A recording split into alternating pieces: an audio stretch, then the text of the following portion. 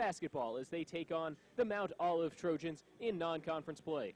With Joe Vasile, I'm Cameron Songer. Thank you so much for joining us, whether you're on the radio or on the Braves YouTube channel. Glad you're with us. Joe, second meeting this season between these two teams. It should be a fun one. The Braves were successful in the first time they faced the Trojans by a final score of 76-69. Should be a little bit different, though, this time around. Yeah, that game up at the Pickle Classic in Mount Olive was a good win for the Braves against a, at the time, ranked Mount Olive Trojans team. But, of course, things a little bit different now than they were back then with Kwame Rose out for the remainder of the season, Cameron. The Braves haven't been able to find a way to win, but they've had a week off since their last game. A lot of practice time, obviously, with finals going on, but to try and figure out, get everyone to gel, get into a rhythm, and bounce back with another win against the Trojans here this evening. Yeah, playing without Kwame Rose is not a thing that is just something that you can snap and fix right away. There's such a leader on the floor. His scoring, his assist, his defense, 3 steals a game he was averaging before he went down with that injury. The Braves did move Giovanni Mack into the starting lineup, burned his red shirt. They were planning on redshirting a transfer from Division I Texas Southern. He actually started a game last year for Texas Southern, ended up appearing in 24 games and averaging just under 2 points per game. Shot 41% from deep last season at the D1 level, so he's certainly a capable marksman. Kind of struggled his first time out in a Braves uniform, taking on Lander a week ago. He had 9 points, 3 of 5 from the field. Did knock down his only three-pointer, but kind of just still getting into the flow of the offense. You could see one of his first possessions, he turned it over. I think for him, that's going to be one of the keys for the Braves is Giovanni Mack, his ability to get going and do the best Kwame Rose impression he possibly can. Yeah, certainly, but at the same time, if you're Mac and you've planned on, or at least you know that the plan has been to redshirt this year, and then all of a sudden you're being asked to go into a completely different role, it's going to take you a little while to shake off that rust and get back into a competitive action, because you can be practicing all you want. Once you get into those game situations, it's a whole other animal. Now that he's gotten his legs under him, so to speak, a little bit, a couple of games in, expect to see him start to turn the corner and really make a big impact starting tonight and going forward for the rest of the season. Yeah, it's a busy week or weekend for the Braves. They play today after not having played for a week, and they'll play again on Monday night at 7 p.m. taking on Winston-Salem State, another second half of a non-conference home-and-home that they're playing against a team in the region. The Braves won on the road against Winston-Salem State already this year as well, as trying to really sweep some regional rivalries against some good teams in the region before the Braves settle in and play Peach Belt Conference games.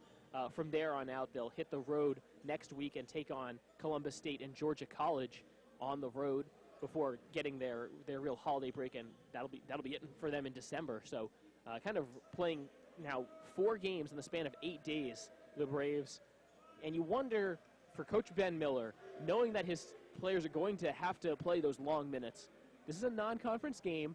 It should be a pretty good game, but at what point are you kind of watching the minutes, massaging the minutes a little bit so that you know your best guys, your core players, still have some gas left in the tank when we're talking about, a week from now, the Braves are on the road playing their second game in 3 days. They've traveled, hundreds of miles. At what point in these 2 non-conference games do you maybe take your foot off the gas a little bit?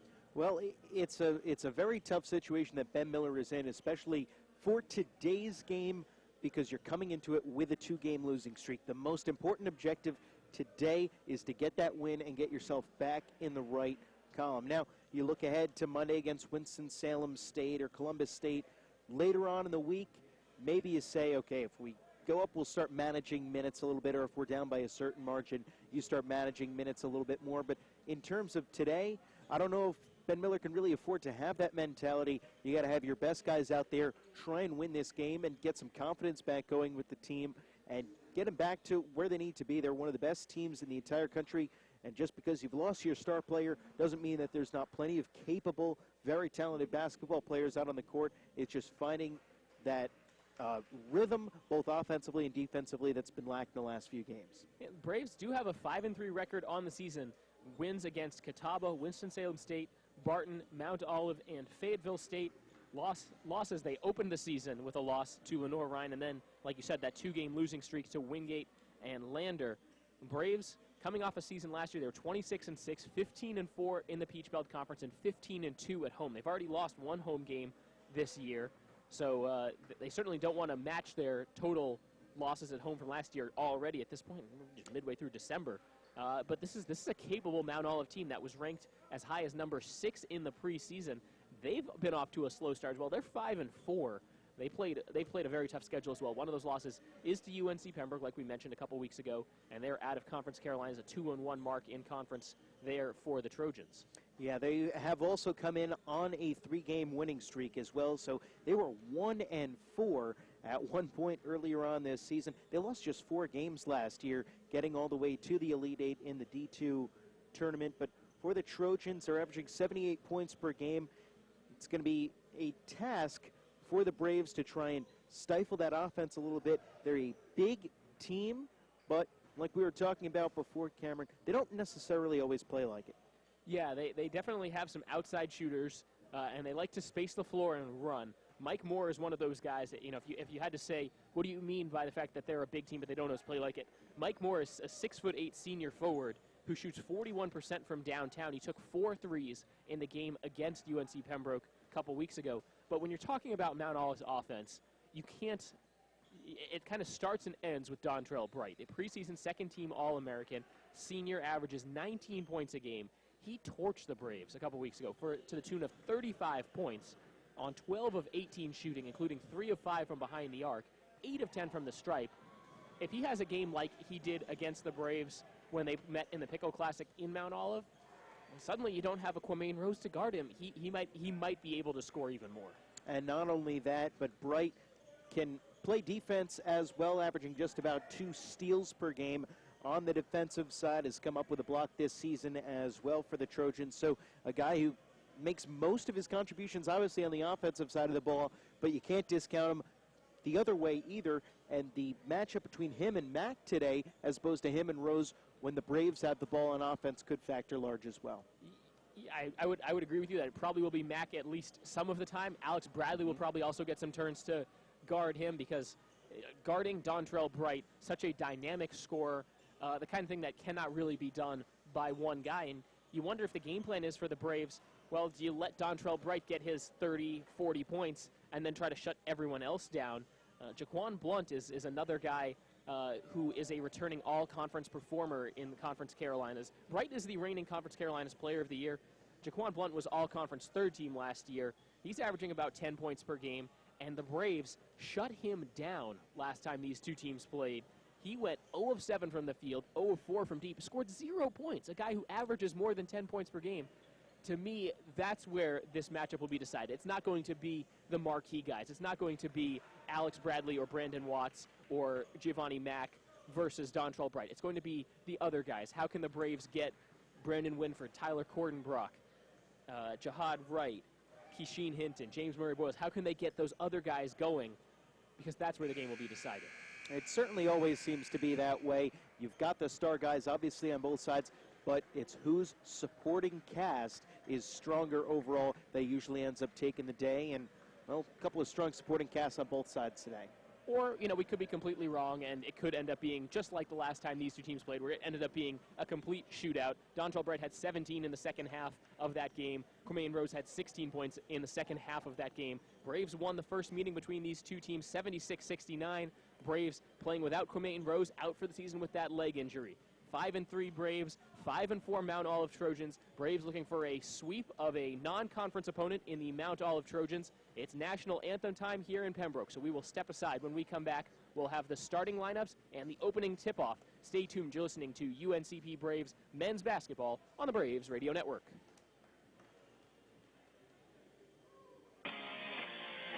SSS.gov presents good advice from Dad. Do that. Dad's advice.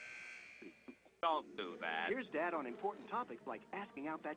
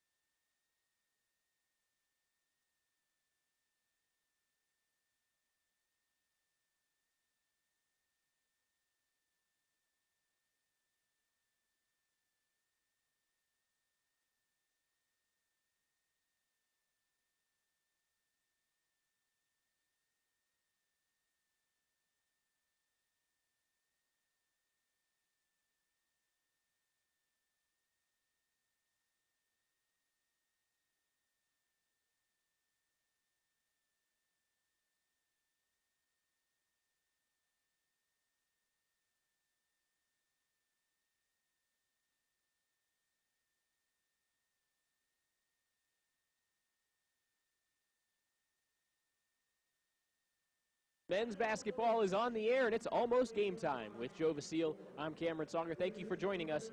Braves hosting the Mount Olive Trojans, and let's bring you the starting lineup, starting with the visiting Mount Olive Trojans. Star guard Dontrell Bright, we talked about him in the open, a preseason second-team All-American averaging 19 points per game.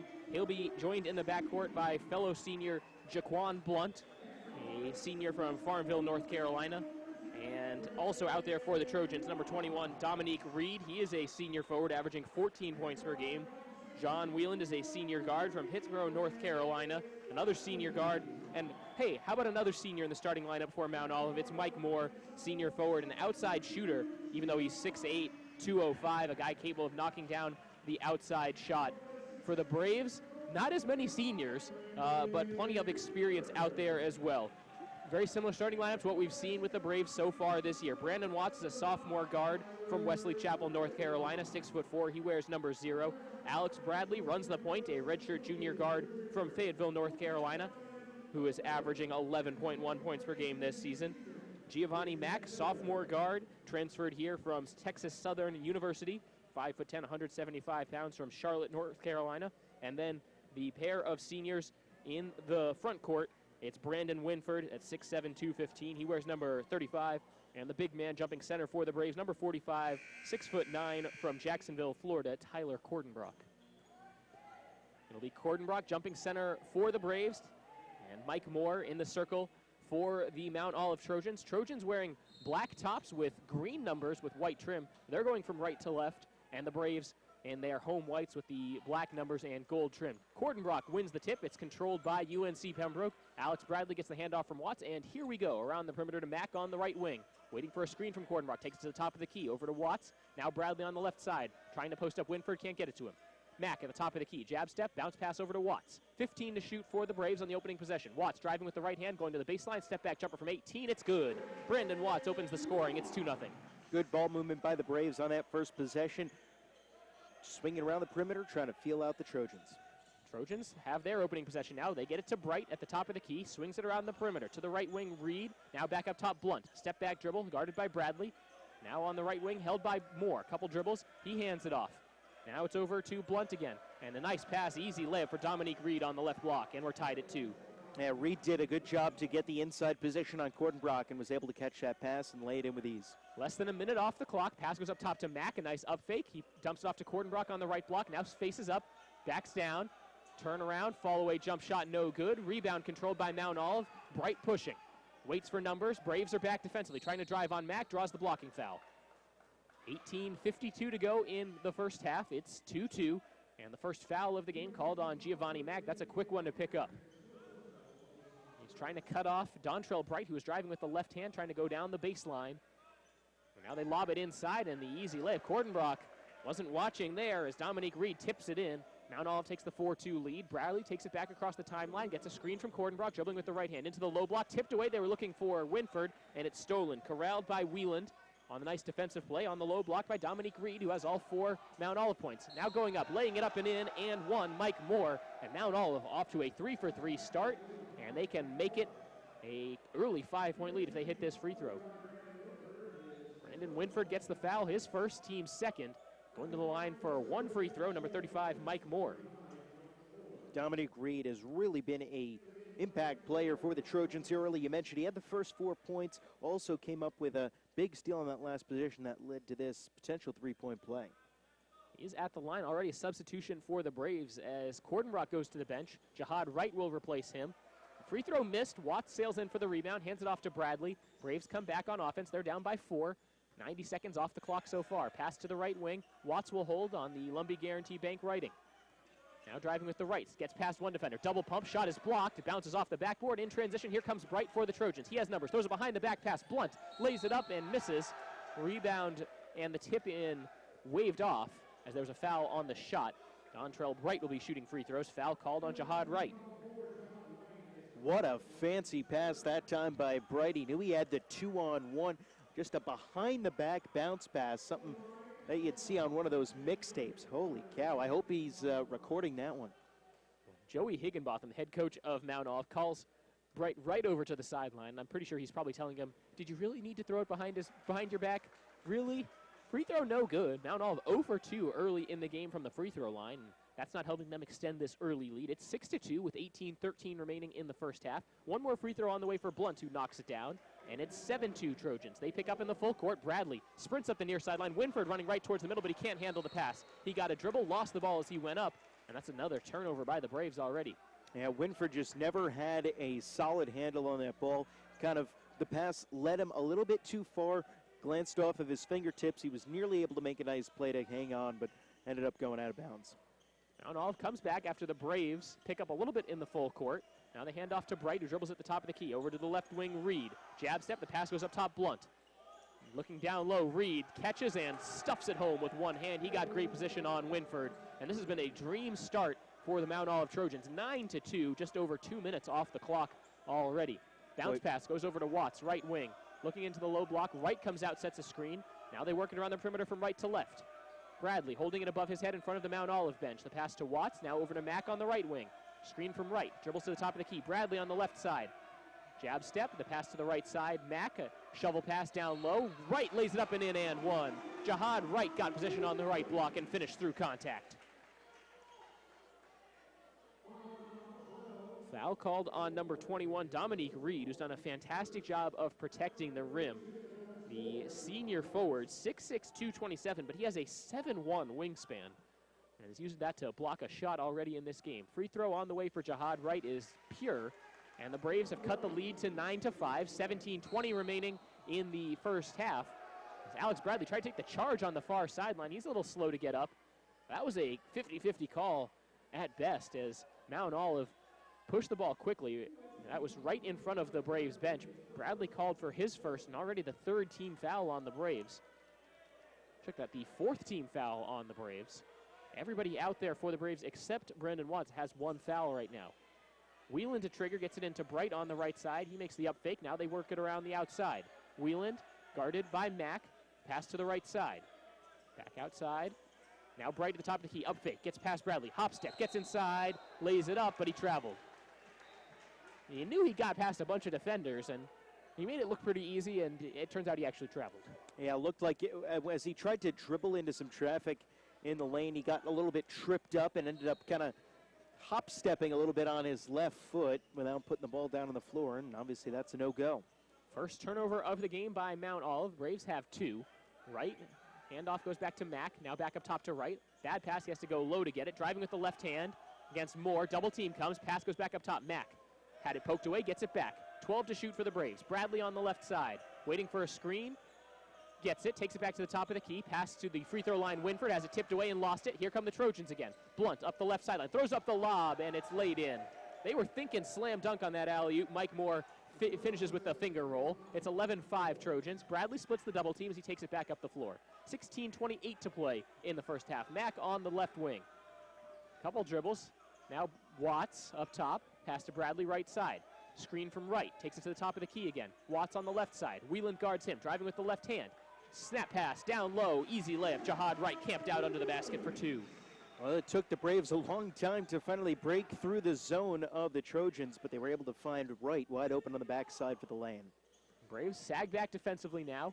They'll pick up in the half court. Jaquan Blunt dribbling against Brandon Watts, dribbling with the right hand. Picks up his dribble up top to Bright. Swing pass to the left side, Wieland. Tight defense on him by Mack, now at the top of the key. Back to Blunt.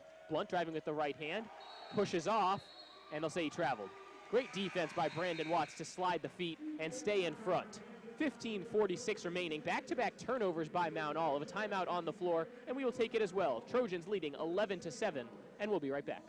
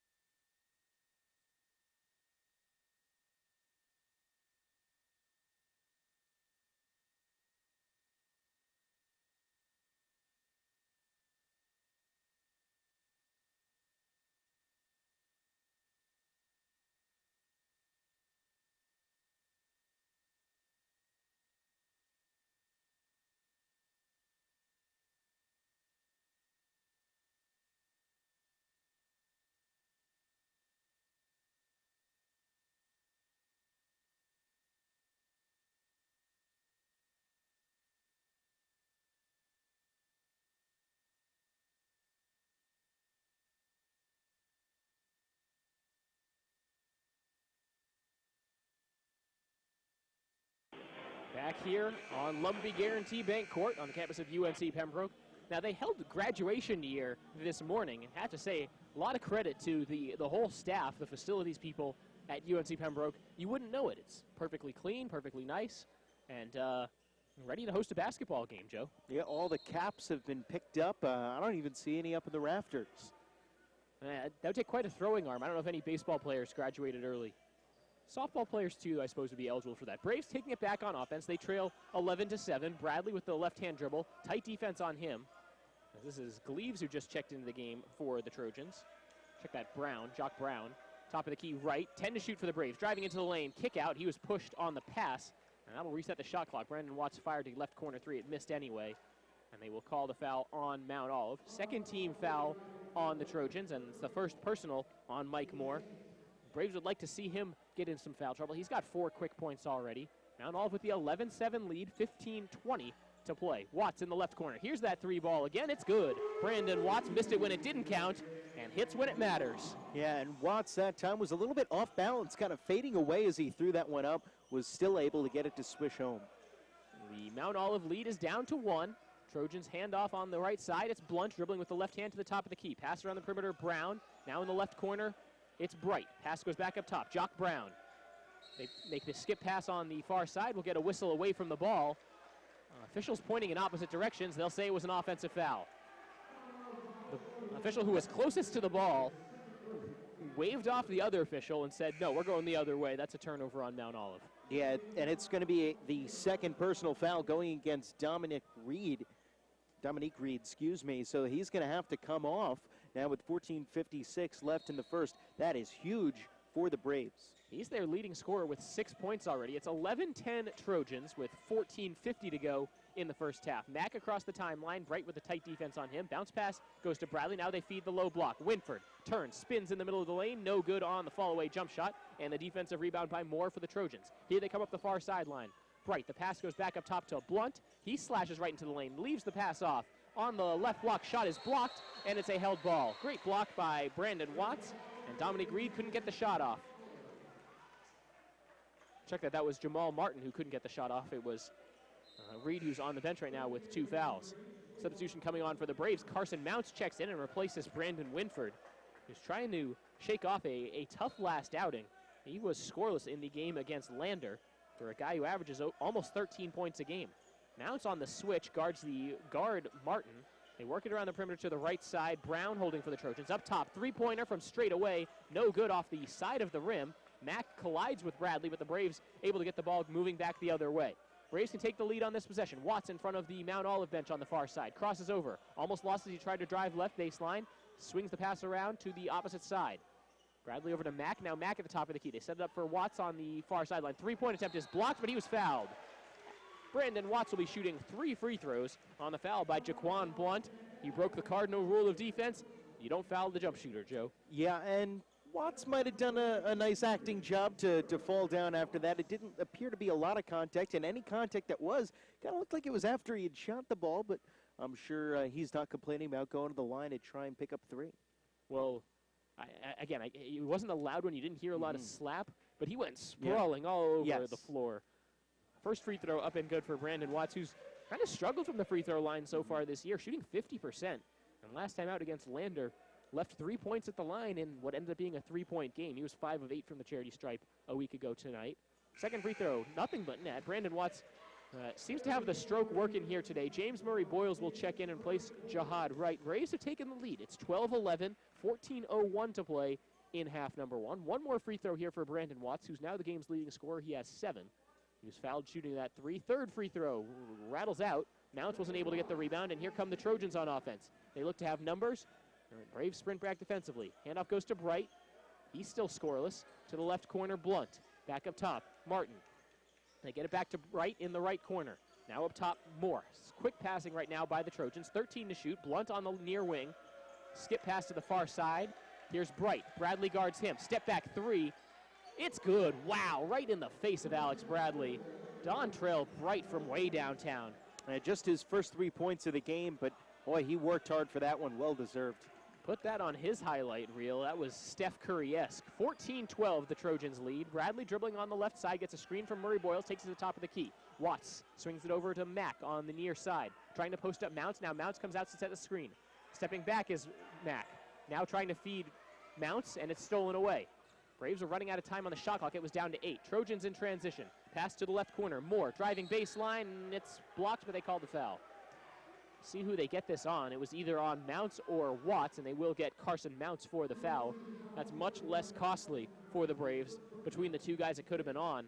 It is, however, the 5th team foul, though, on UNC Pembroke. 13:02 remaining and shooting 2 for the Trojans. Senior forward Mike Moore, he can add to what's right now a 2-point lead. First free throw off the rim and no good. One more free throw still to come for Mike Moore. Moore's now 0 of 2 from the line. Remember, he had the chance earlier in this game to try and get a 3-point play that at the time would have put Mount Olive up 7-2. Since then, the Braves have come back a little bit. And Mount Olive's left some points at the line. Since then, a 10-7 run by the Braves. Second free throw is good by Mike Moore, a guy who shoots 45% from deep, but just 68% from the free throw line. He will come out, and Mount Olive will show a full court pressure look. Also during that free throw sequence, Kasheen Hinton checked in and replaced Giovanni Mack. Braves out there with Hinton, Watts, Bradley, Murray Boyles, and Mount. So a lot of youngsters out there for UNC Pembroke. To the near side, Hinton.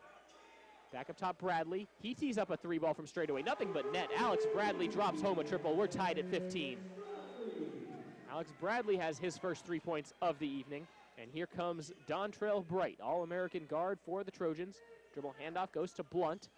Top of the key, they work it back to Bright in the left corner. He tries the response triple around the rim and out. Mounts gobbles up the rebound, gets it off to Bradley. Braves looking to run. Bradley taking it himself, steps into a transition 3-ball. It rattles out. Murray Boyles tips the rebound out, but the Trojans have it. Back they come, 12:15 to play in half number 1. Blunt, guarded by Watts. He needs to be careful about reaching in. Setting the screen, Dickinson. Now on the left side, Brown trying to feed the post. It's stolen by Carson Mounts, who shot the passing lane. Here comes Bradley and the UNCP offense. They can try to take the lead. Bradley at the top of the key. Hinton up top now on the pass. Fake the pass, had it tipped away. Great defense by Blunt, and then draws the foul on the fight for the loose ball. Kasheen Hinton had his hands in the cookie jar. And the great defensive play by Jaquan Blunt, which takes us to the under 12 timeout. Sloppy play right now for both teams. We're tied at 15. We'll be back in 60 seconds. You're listening to UNCP Braves men's basketball.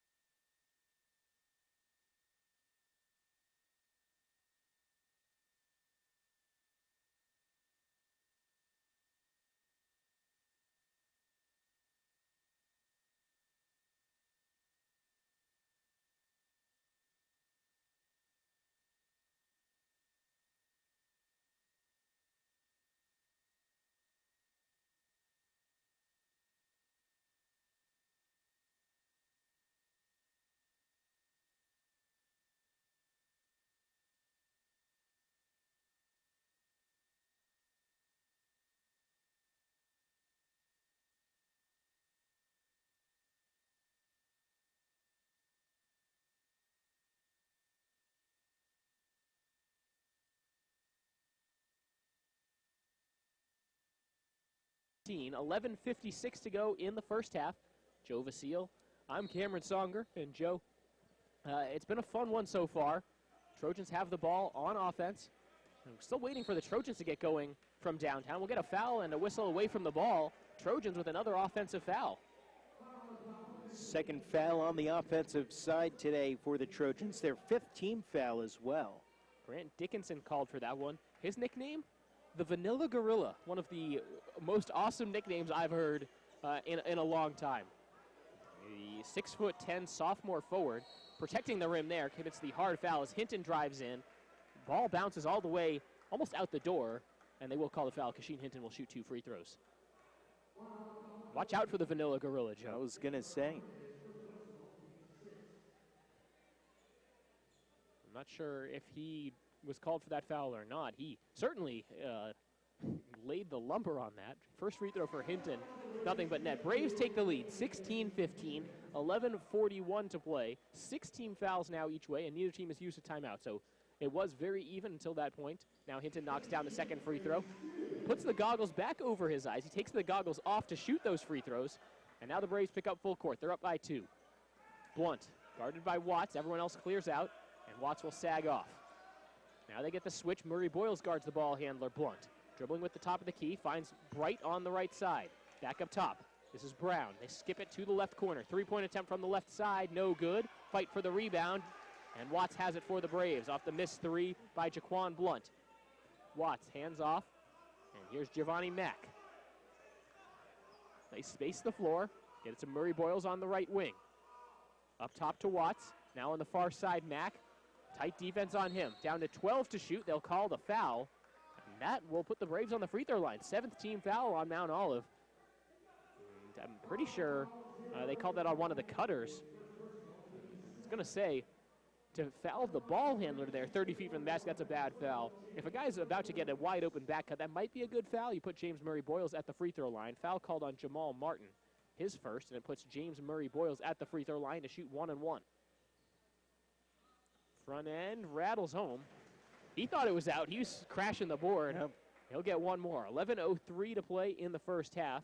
UNCP 18, Mount Olive 15. Murray Boyles, a good free throw shooter, 19 of 20 coming into today's game. Now 20 of 21, make it 21 of 22. Yeah, and 14 out of those came all against Catawba. Went 14 of 14 from the line in that game. A very good start to the line from the season for James Murray Boyles. Gives the Braves a 4-point lead. Trojans with a bunch of bench players out there right now. Martin at the top of the key, picked up by Murray Boyles, driving with the right hand. He's fouled as he went up. Murray Boyles with the body contact. Mounts came in and was ready to swat that into the third row, but there was a foul on the shot, 2-shot foul, and it will be the Trojans shooting foul shots. Number 0, Jamal Martin, a redshirt freshman from Virginia Beach, Virginia, averaging 5.4 points per game, but a guy you probably want to foul. He shoots less than 50% from the charity stripe so far this year. Weren't able to get to him before he got the shot off, though, so instead of this being a 1-1, it's a 2-shot foul. Fans making some noise, trying to distract him. Doesn't matter. Knocks down the first free throw. That was a nice pure stroke, as that didn't hit any part of the rim on its way down. Yeah, I mean, when you look up and down the lineup of the Trojans, Jamal Martin's probably the guy that you're the most okay with putting at the free throw line. He's a guy shooting under 50%, and as a whole, though, not a bad free throw shooting team are the Mount Olive Trojans. Front rim on the second free throw, and it's out, so just 1 point on that possession. Braves get the rebound and come back on offense. Hinton, Murray Boyles, Mack, Mounts, and Watts. Again, a very young team out there for the Braves. Watts on the near side, guarded tightly by Martin.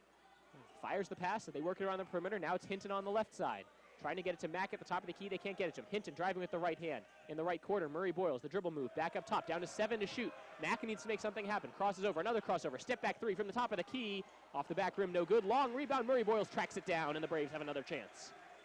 Hands it off to Hinton. They'll reset the offense. 10-12 remaining in the first half. Braves up 19-16. Mack on the far side. Throws it to Mounts at the top of the key. Now Hinton. They're trying to feed Murray Boyles on the low block. They get it to him, and he lays it up and in. Great position, got the seal, and got past Mike Moore for the layup. Yeah, Moore was trying to go for the steal on that entry pass and just overshot the ball, leaving Murray Boyles wide open. Drive to the basket, and hacked as he went up. Jock Brown got past everybody, and Carson Mounts had to protect the rim there. It'll be his second, team's 8th. We might see a lot more free throws here down the home stretch of half number 1. Both teams in the bonus. I'll be the second on Carson Mounts, and now a decision for Ben Miller what to do with his freshman center. Yeah, both teams in the bonus, and still half of the first half left to go. 76-69 was the score the first time these two teams played. First free throw up and good for Jock Brown. We might see an even higher scoring game here tonight. It's 21-17, and if we were playing quarters, we'd be about done with one quarter. 9:51 to play in the first half. One more free throw here for Jock Brown. 5'8", 170-pound freshman who didn't appear in the first meeting between these two teams. Knocks down both. And now Watts will come out for the Braves. Alex Bradley returns to action. So the Braves also brought Cordenbrock and Winford in. They've got 4 of their 5 starters out there right now. Mount Olive shows a full court pressure look. And kind of a man-to-man, then they sag off it immediately after Bradley makes the catch. Braves up by 3, just under 10 minutes to play. Cordenbrock straight away, back to Mack on the left side, trying to feed Winford on the left block. He got shoved, no foul, and the pass sails out of bounds. Really surprised they didn't call anything out. That was, the defender had the arm fully extended, and Winford was clearly off balance on the left block. Turnover by the Braves. It's their 5th of the game, and here come the Trojans again. Trying to cut back into this 3-point lead. Up top, Bright. They pass it to the right side, Brown. Right corner now, up top. 3-point attempt from straightaway, Dickinson. Not at this time. Defense or offensive rebound, though. They get it back to Bright. Trojans with the second chance. Long 2 for Bright, straight away around the rim and out. Hinton tips the rebound into the waiting arms of Alex Bradley. Braves running. Bradley in transition, takes it to the top of the key. No one picks him up, top of the key, 3-pointer, no good. Another long rebound, Hinton comes away with it, and he's fouled as he went up for the second chance points. Kashin Hinton tracked down an offensive rebound, and he'll get to the line for 2. Yeah, Hinton threw a ton of contact that time from Grant Dickinson. Vanilla Gorilla blanketing him, almost like maybe say he would go after a banana. I get it, because his nickname's the Vanilla Gorilla. I get it. Do gorillas, I know that's a monkey thing. I don't know. Do gorillas like bananas? I like bananas, Joe. You know, what's not to like? First free throw is good for Kashin Hinton. It's a 4-point Braves lead. Brandon Watts checks back in. He'll replace Giovanni Mack. Hinton's second free throw, also good. And then on come the goggles once again. And that's a nice touch. I like how he takes the goggles off to shoot the free throws. It is. That's what my dad does to read menus at restaurants. Takes the glasses off and then pops them back on. Drive going right in. Bright lays it up and in. Winford was on the floor there. There was a lot of contact under the basket, and again, no whistle. 23-20, the Braves have the lead. Bradley at the top of the key. Skips it over to Watts in the left corner. Thought about a 3, doesn't pull the trigger. Now driving with the right hand to the free throw line, and he took too many steps. Got the pass off to Winford, but Brandon Watts traveled and slams the ball on the floor in frustration. Jahad Wright will check in, replace Cordenbrock as the Braves go a little bit smaller here. And they'll pick up full court. Maybe trying to pressure the ball handler. And again, it's just a look. They sag off it, trying to steal the inbounds pass perhaps. Trojans back on offense, though. Down by 3, 8:23 remaining. 3-point attempt, Bright for the tie. Off the rim, no good. Winford sails in for the rebound, gets it up to Bradley. Running the middle of the floor, Wright. He makes the catch, lays it up and in. Jahad Wright in transition. What a pass from Alex Bradley. Yeah, that one developed quickly. Bradley with the great vision down the court to see Wright up ahead, who was able to catch the pass and lay it right in. 25-20 UNCP lead. 8 minutes remaining now in the first half. Off the dribble, Brown. The pass going around the perimeter, Martin in the left corner. Defense sags off him, daring him to shoot the 3. He doesn't. Bright on the left wing, up top, Brown. Brown holds. The pass goes to Dickinson. Playing out there with 2 fouls. 3-point attempt from the right wing. Brown, not this time. Long rebound goes to Bradley. Braves running. Hinton up the near sideline. Takes it to the free throw line, and he double dribbled. That was an awkward look there. Kashin Hinton looking to the bench, looking to the sideline. And he's not going to see a happy Ben Miller. Media timeout. He'll have to live that one down. But the Braves do have a 5-point lead. It's 25-20, 7:38 to play in the first half.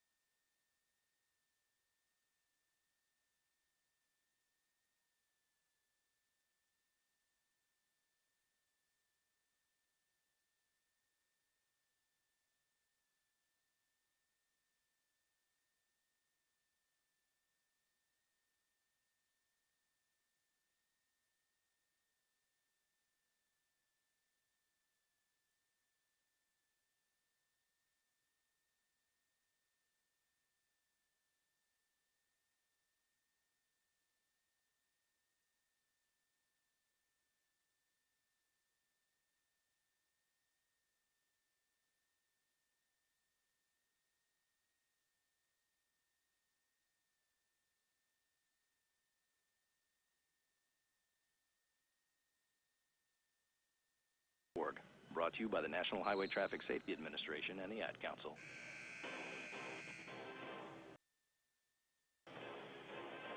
Back in Pembroke with Joe Vasile, I'm Cameron Songer. UNCP Braves men's basketball taking on Mount Olive for the second time this season. Braves were victorious by a 76-69 margin first time these two teams played. Mount Olive looking for revenge. 7:30 remaining in the first half. It's Blunt at the top of the key, guarded by Watts. Passes to the right side. Trojans looking to cut into that 5-point lead. They feed the low block. Shot from the right block is up and good by Mike Moore through a lot of traffic, and he was still able to get it to fall.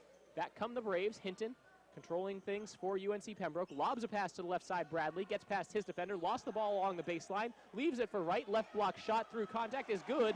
No whistle. Nice up fake, though, and the nice layup. Jahad Wright leads all scorers with 9. Yeah, I was going to say, Wright drew a ton of contact there, but no whistle, and I think it was a good no whistle. Let him play. Blunt charges up the right sideline, gets a pass down low, and the easy layup there for Dominique Reed. Braves didn't have that many big bodies left under the basket. It's, again, a 3-point game. Mount Olive sags off again defensively. They're in a man-to-man defense. Kashin Hinton running the point right now for the Braves.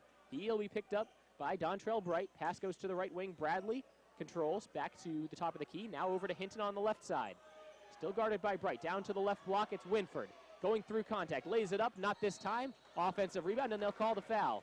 Brandon Watts sailed in, got the rebound, and he was fouled from behind by John Wieland. That'll be the 9th team foul on the Trojans, and it puts Brandon Watts on the free throw line. 6:29 remaining in the first half. UNCP 27, Mount Olive 24. And shooting 1-1, Brandon Watts. Whistle before the shot. They talk things over. The free throw was good. Now Ben Miller's having a word with the official. The officials were just going over to the scores table to confirm that, yes, that was a 1-1 situation. Okay, sure, yeah. I mean, they were checking that was the 9th team foul versus the 10th. Sometimes the scoreboard is so quick to put that up that the officials do need to go check. Free throw no good. Rebound tipped high up in the air, and the Braves able to maintain possession. Bradley gets it. He drives to the basket. A long pass to Watts. Right wing, 3-ball on its way. It's good. Brandon Watts missed the free throw and still gets 3 points on the possession. I'm sure he'll trade the 1-1 for the open right wing 3 any day. Brandon Watts, he is now the game's leading scorer with 10. Braves go up by 7. They're picking it up on defense. 3-point attempt to answer. John Wieland around the rim and out. Braves clean the defensive glass. 1 and done for the Trojans. Watts taking it himself up the floor, takes it to the top of the key, then hands off to Bradley, who dribbles to the Brave head logo near midcourt.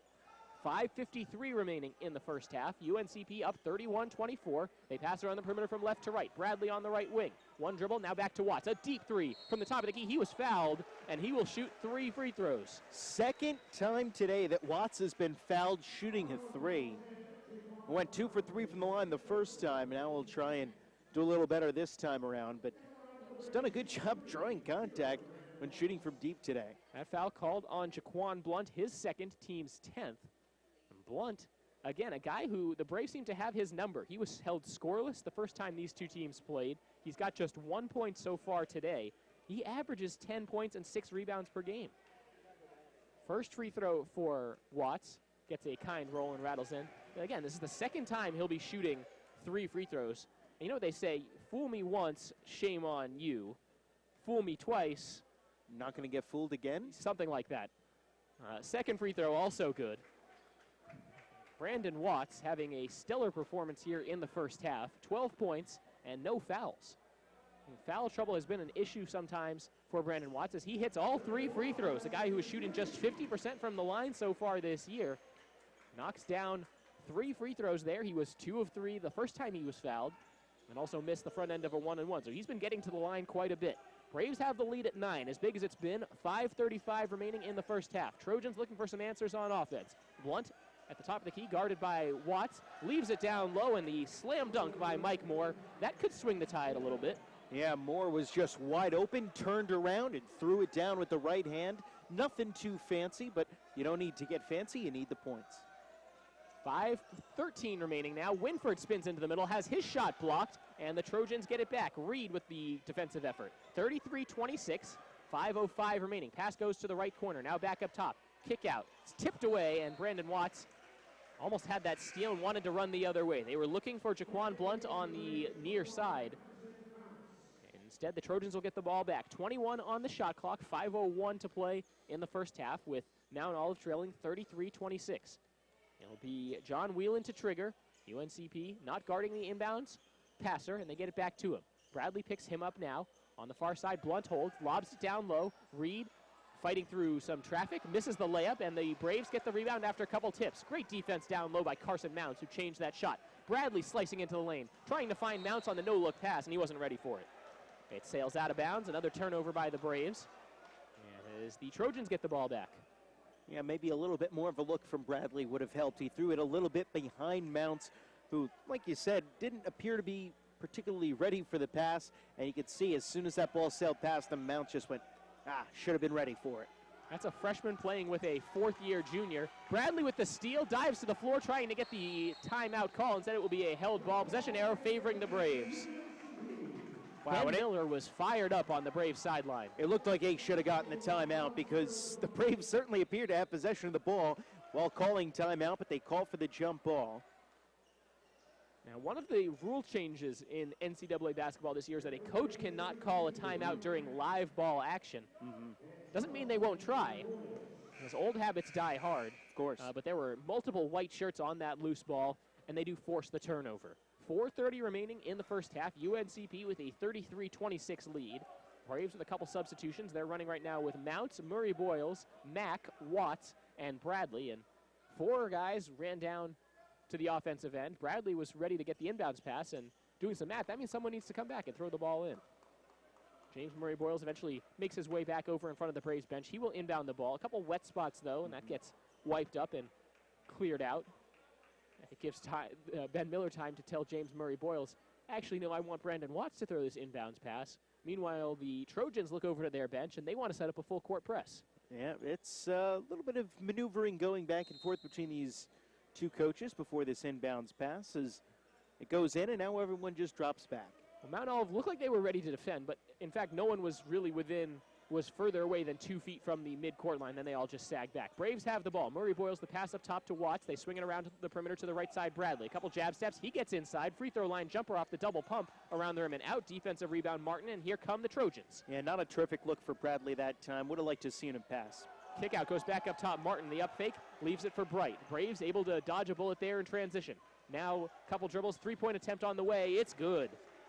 Jaquan Blunt knocks down his first field goal. He's got 4 points, and there's under 4 minutes to play. 4-point lead for the Braves. He had plenty of time to line up that three. Watts at the top of the key. Blunt guards him. Driving past him, and they'll get the holding foul. That's the third one on Jaquan Blunt, as Brandon Watts was held as he drove to the basket. Double bonus situation will be in effect. Braves will shoot 2 free throws, but first there's a media timeout, and we will take it. 3:44 to play in the first half. UNCP up 33-29. You're listening to Braves basketball. Man, last night we put on an epic light show. So epic. The crowd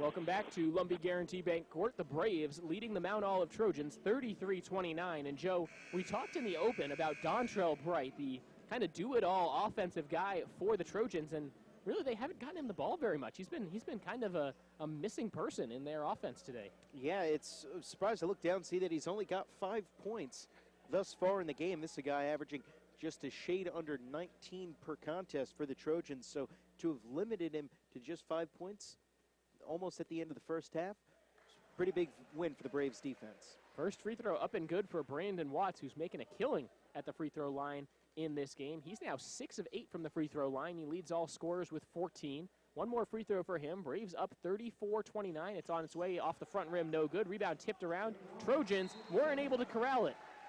Jamal Martin got a piece of it and then couldn't stick a fork in it. Braves will get the ball back. Yeah, it kind of ping-ponged around a little bit. Martin was trying to grab it along the baseline, but was unable to, and it ended up dribbling it essentially right on the B. That spells out Braves on the baseline. UNCP ball. Inbounds pass goes to Murray Boyles in the left corner. He doesn't really know what, doesn't look like he knows what he wants to do with it. Now driving left baseline, lowers the shoulder, lays it up and in on the left block. Trying to step in and take the charge with Jamal Martin. No call, and it's a nice finish for the freshman Murray Boyles. Braves go up 36-29. Bright now directing traffic for the Trojans. He's taken just 5 shots. 2 other guys for the Trojans have also taken 5 shots in this game. Martin, they work it around the perimeter. Left wing, it's Wieland. Pass going around the perimeter again. Down to 11 to shoot for the Trojans. Bright gets a step, drives to the basket, and lays it in. That's the John Child Bright we expected to see. Blew past Alex Bradley and finished in the middle of the lane.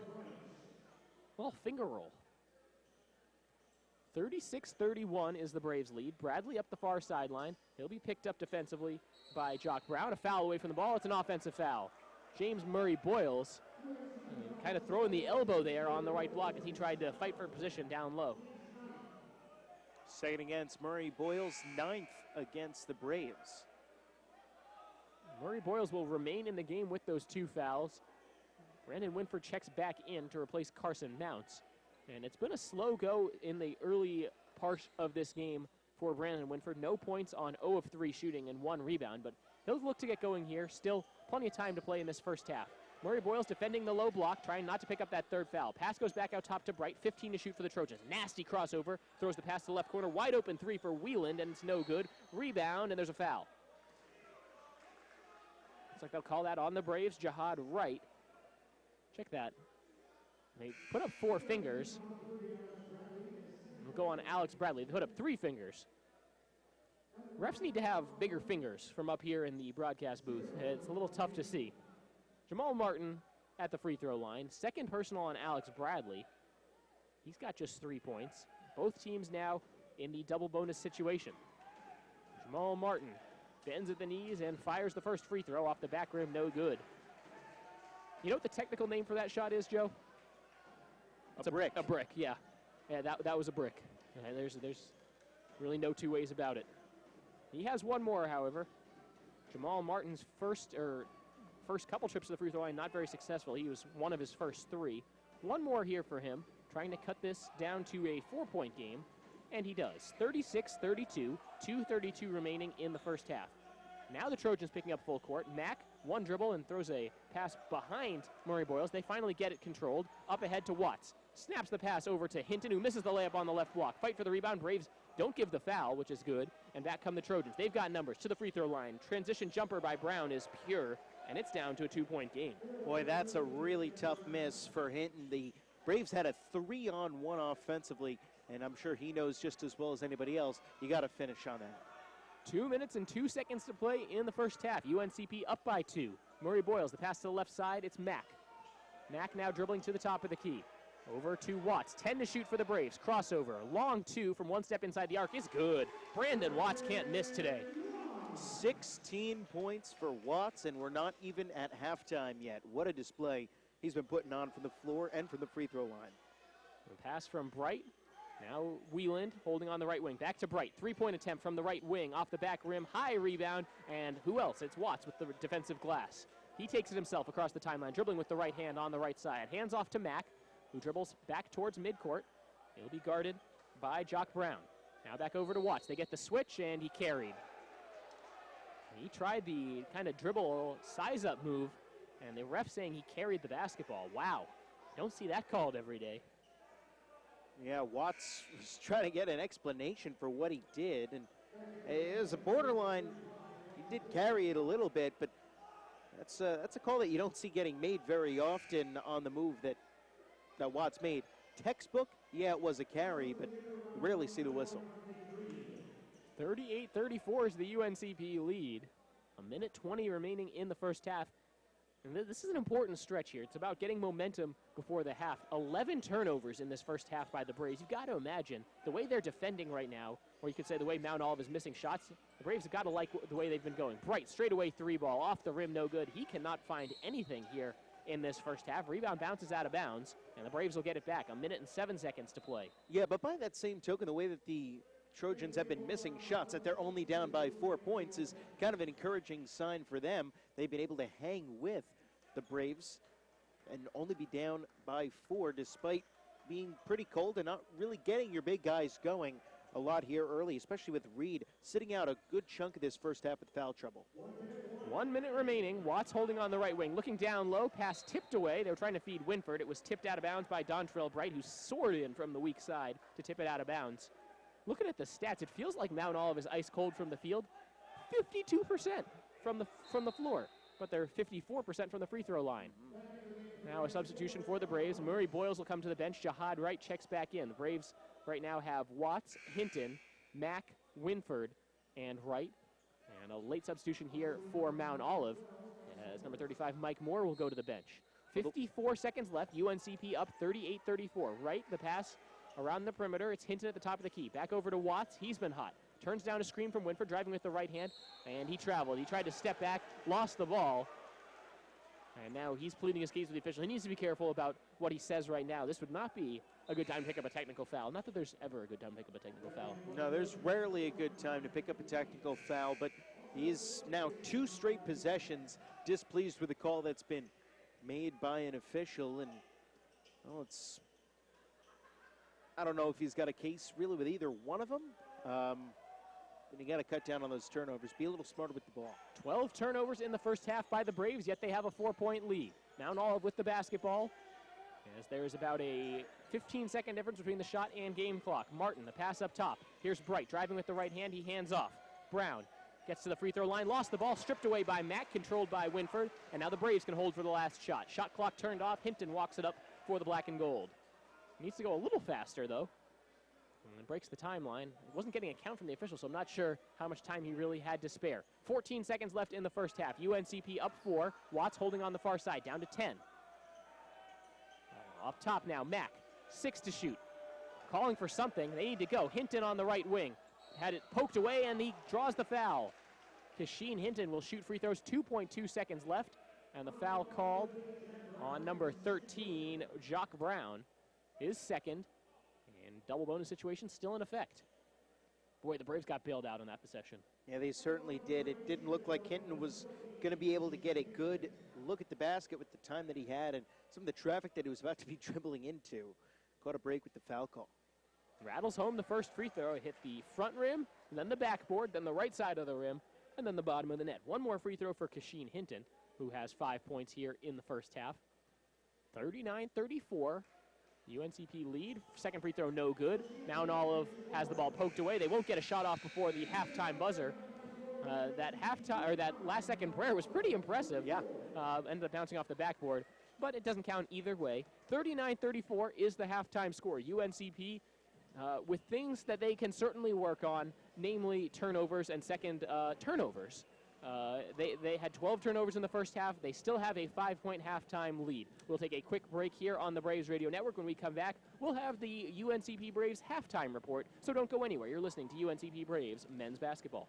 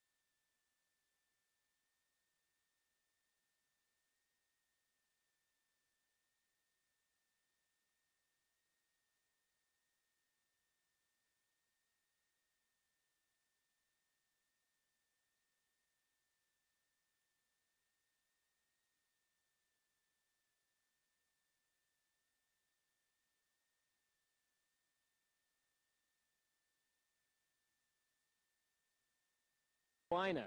We're at Lumbee Guarantee Bank Court in the English E. Jones Center on the campus of UNC Pembroke. It's UNC Pembroke Braves men's basketball taking on Mount Olive in a 39-34 halftime lead for the Braves. With Joe Vasile, I'm Cameron Songer. Thank you so much for joining us as we take a look at those halftime stats and how the Braves got to a 39-34 lead.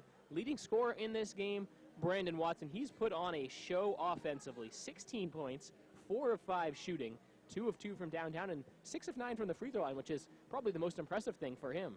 Yeah, and also not to be discounted, his work on the glass tonight. 6 rebounds to lead the way for everybody in the game. So doing a good job on the defensive side to stop some of the second chance opportunities for Mount Olive, and then obviously on the offensive side, drawing those fouls a couple of times while shooting threes and then knocking down his chances once he's gotten to the charity stripe. He's really been the difference in this game for the Braves. An assist as well to add to it. So he's doing a little bit of everything on both sides of the court, including, unfortunately, turning the ball over. He has 3 turnovers. So does Alex Bradley. But Bradley also has 2 assists, 3 points for him, 1 of 4 shooting. Jihad Wright has been solid, 4 of 4 shooting. He's got 9 points as he's also knocked in a free throw and an assist and a steal. Alex Bradley leads the Braves with 2 steals as they've been really good, shooting 52% from the floor, 50% from the field, and 78% from the free throw line. Just the one thing for the Braves, they've been dominating the glass. They're +7 in the rebound margin. They've blocked 2 shots. They've stolen the ball 4 times. The 12 turnovers, Joe. That's just too many. Yeah, as a team, the Braves have turned the ball over 16 times per game this year. Already 12 here in the first half. Like you said, not to be redundant, but that's just way too many, especially compared to Mount Olive. They turned it over only 6 times in this game. Those 12 turnovers is what's letting Mount Olive hang around in this game. They've really got to start to tighten things up offensively, play smarter, make smarter decisions with passes, and occasionally with shots, and just kind of clamp down on those mistakes. But at the same time, you've got to credit Mount Olive for what they're doing defensively that has forced those 12 turnovers. Their zone, has been doing a great job of forcing the Braves into getting out of their rhythm at times and coming up with some of those turnovers. Yeah, Mount Olive on the wrong side of the ledger in a lot of things. Obviously, the score first, 39-34 Braves. But the rebound column, 18-11. The Braves have 5 offensive rebounds versus a total of 9 defensive rebounds for Mount Olive. So the Braves really doing a nice job of rebounding their own misses. But Mount Olive, because of that discrepancy in turnovers, has taken 5 more field goal attempts, and a lot of those coming from downtown. They're just 2 of 11 from behind the three-point arc. A total of 13 of 26 from the floor. We talked about how it seemed like they were cold, and they're shooting 50% for the half. And had long rebounds and a lot of misses from behind the arc have a way of doing that. I was just about to say, I think a lot of that perception is that they've been misfiring a lot from behind the arc. They've been missing when they've been getting to the free throw line as well, but they've also had a lot of easy layups down low, a couple of dunks even from Mike Moore. Remember, they had that alley-oop earlier on off of an inbounds pass. They've been getting some good looks inside, but really you take them out of the paint and they have been struggling. Out of Mount Olive's 34 points, 22 of those have come inside the painted area. That's way too many, especially when you see 6 from the free throw line, which means they've only scored 6 points from outside of the paint on jump shots. And both of those were 3-pointers. Exactly. Yeah, so what that means is efficiency. The efficiency stats means they're either getting to the line or shooting, or getting to the rim, getting to the line, or shooting 3-pointers. A very 21st century approach to offense for Mount Olive. But their star player, Dontrell Bright, a relatively quiet half by his standards. 7 points, 2 rebounds, 3 of 8 from the field, and 1 of 5 from downtown. He's been getting open looks, though. The Trojans have been, when they're shooting threes, they're often slightly contested or just wide open. They just haven't knocked him down.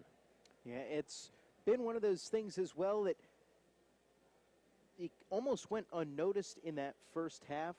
Jaquan Blunt, 7 assists in that first half. Almost didn't notice till you glanced down at the stat sheet just how well he's been doing at distributing the ball. Remember, right at the end of that first half, he picked up his 3rd personal foul, so that could play a huge role in the way that Mount Olive runs their offense in the second half if they've got to be careful with Blunt in his minutes to not have him foul out of this game. Well, remember the first time these two teams played, UNCP led by 5 at halftime. Guess what the halftime difference is right now? 5. 39 minus 34 is 5. In the second half of that game, a couple weeks ago, at Mount Olive, the Trojans shot just 18% from behind the arc in the second half. Braves turned the ball over a lot in that game. It was a total of 13 turnovers. Mount Olive turned the ball over 13 times, leading to 19 Braves points, and Mount Olive had the rebounding advantage in that game. So in a lot of ways, the Braves you would say they're doing about the same as they were doing in a game a couple weeks ago when they were playing with Quamaine Rose in Mount Olive territory. Now they're playing at home. They are playing without their star player, Quamaine Rose. But I've got to say, I like where the Braves are right now with still 20 minutes of basketball still to play. Yeah, we talked about on the pregame, the Braves have lost the 2 games that Rose has been out so far. Were they going to be able to gel offensively and defensively and find a way to win a game without Rose? It certainly looks like they've done a lot of good work this week and finding that chemistry on both sides of the ball, and it's seen them up on the scoreboard here at halftime. 39-34 is the Braves lead at halftime. Let's bring you some scores from around the Peach Belt Conference, some women's basketball games that have gone final. Georgia Southwestern falling on the road to Emmanuel, Georgia, 85-72. And the Young Harris women's basketball team defeating Brno 66-59. In men's basketball action, we've got a final score. Young Harris falling on the road at Clark Atlanta. That's a tough loss there for Young Harris, as that gives Clark Atlanta their first win of the season. Women's basketball game that's final. USC Aiken 64, Johnson C. Smith 61. Men's basketball game that's final. These games are listed in chronological order. That's why I'm jumping back and forth here on the Peach Belt website. Georgia College 77, Morehouse 65 on the men's side. On the women's side, a final score, Montevallo 65, Spring Hill 51. That game was in Mobile, Alabama. And then men's basketball, another final score here. USC Aiken falling to King, Tennessee, 82-66.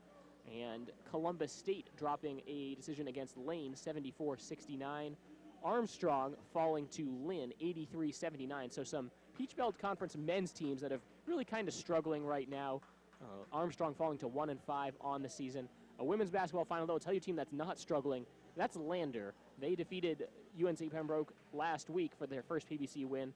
Lander, the Bearcats, now 6-2 on the season. Get this final, 114-78. My goodness. Against Carver College.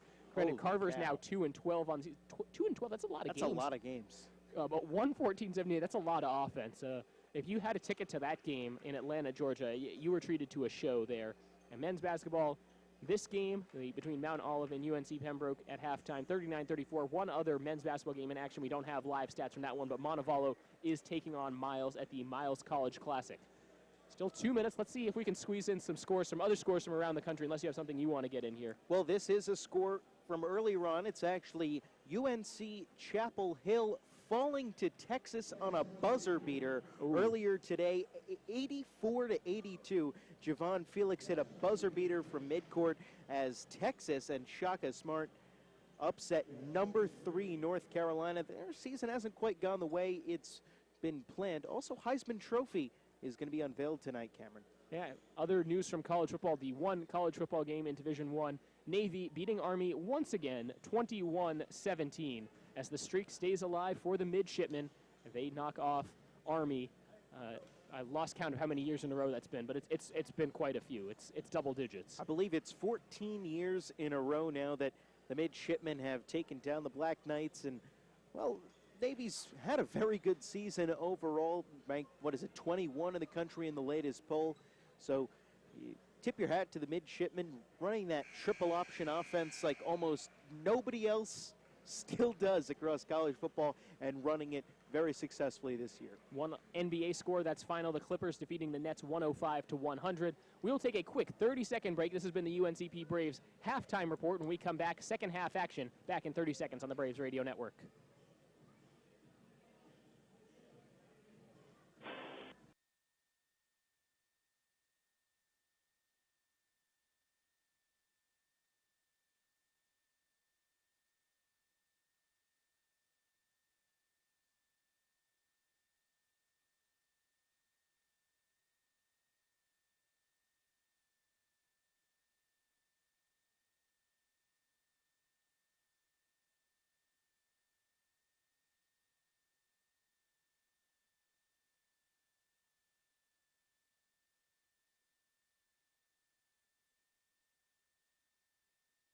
Welcome back to Pembroke. UNCP Braves men's basketball taking on Mount Olive. It's a 39-34 halftime lead for the Braves as the second half getting underway right about now. With Joe Vasile, I'm Cameron Songer. Thank you for joining us.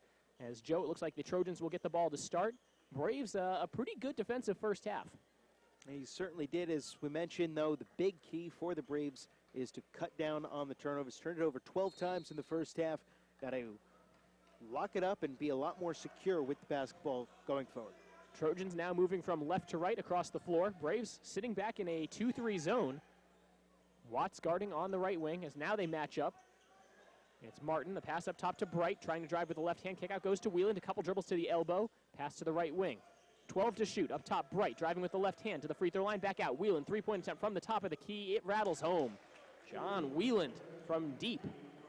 His first field goal of this game, and it's a 2-point Braves lead once again. Bradley picks up his dribble on the near side, swings it over to Mack, who's guarded by Wheeland, throws it between his legs. Now Watts, Bradley feeding the low post. Winford posting up through a double team, backing down, has his shot blocked, trying to get it back. It's controlled by Mount Olive. Bright running 1-on-2, takes it to the left side, and now holds it above his head, swings the pass to the far side, to the right corner. Dribbling back up top, now back to Bright. 20 on the shot clock. Just about a minute off the second half game clock. Bright guarded tightly by Jihad Wright. Bright spins in towards the middle, floats up a shot around the rim and out. Rebound tipped around, controlled once again by Bright. To the top of the key to Moore for the lead. It's good. Mike Moore with a triple for the Trojans, and they take a 40-39 lead. And we talked about Mike Moore being a big guy who could step out and shoot the three. First one that he's unleashed today, and it falls. A 6-0 run to open up the second half for Mount Olive. Braves had that 5-point halftime lead, and it's gone. Bradley on the left side. They go from left to right around the perimeter, down to Watts, the game's leading scorer. Down to 10 to shoot, gets a screen from Wright, gets the defensive switch. Moore guards him, crossover. Right elbow jump shot. Watts, misses the shot, and the defensive rebound controlled as Watts was tripped up there as he followed through on that shot. Bright pushes up the far sideline, turns down a screen, kick out goes to the left corner. Another three-point attempt for the Trojans, around the rim and out. Winford comes in for the rebound. Not that time for Jamal Martin. Braves have the ball back, they trail by just one. 18:04 remaining in the second half. Up top to Wright, trying to break down one-on-one. Gets to the basket, lays up with the left hand, through contact, no good. Winford has his shot blocked, gets the rebound back, and he's fouled. Foul is on the floor, as Winford had a guy hanging on his shoulders like a backpack. Just a very tough go of it today for Brandon Winford.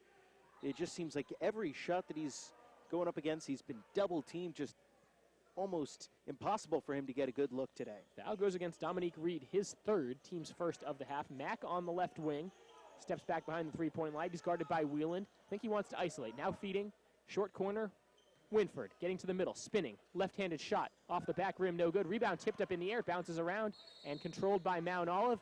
And traveling called as Dontrell Bright emerged from a pile with the basketball, but he took too many steps, and the Braves get the basketball back. And again that time, when Winford went up with the shot, there was Dominique Reed right in his face. He tried to create a little separation with a turnaround, still couldn't do it. Just a great job by Reed defensively against Winford today. Well, it's doing that one move over and over again from Winford. Watts, deep three from the right side, off the front rim, no good. He dialed long distance. Rebound tipped around off the Braves as it trickles out of bounds. Mount Olive will get the basketball with a 1-point lead, 17:29 remaining in the second half. For me, Winford catches on the left block. He kind of spins towards the middle. He does a little shoulder shake, but then tries that same fall away every time. One time, if he up fakes and then goes into contact, he'll have the guy up in the air every time.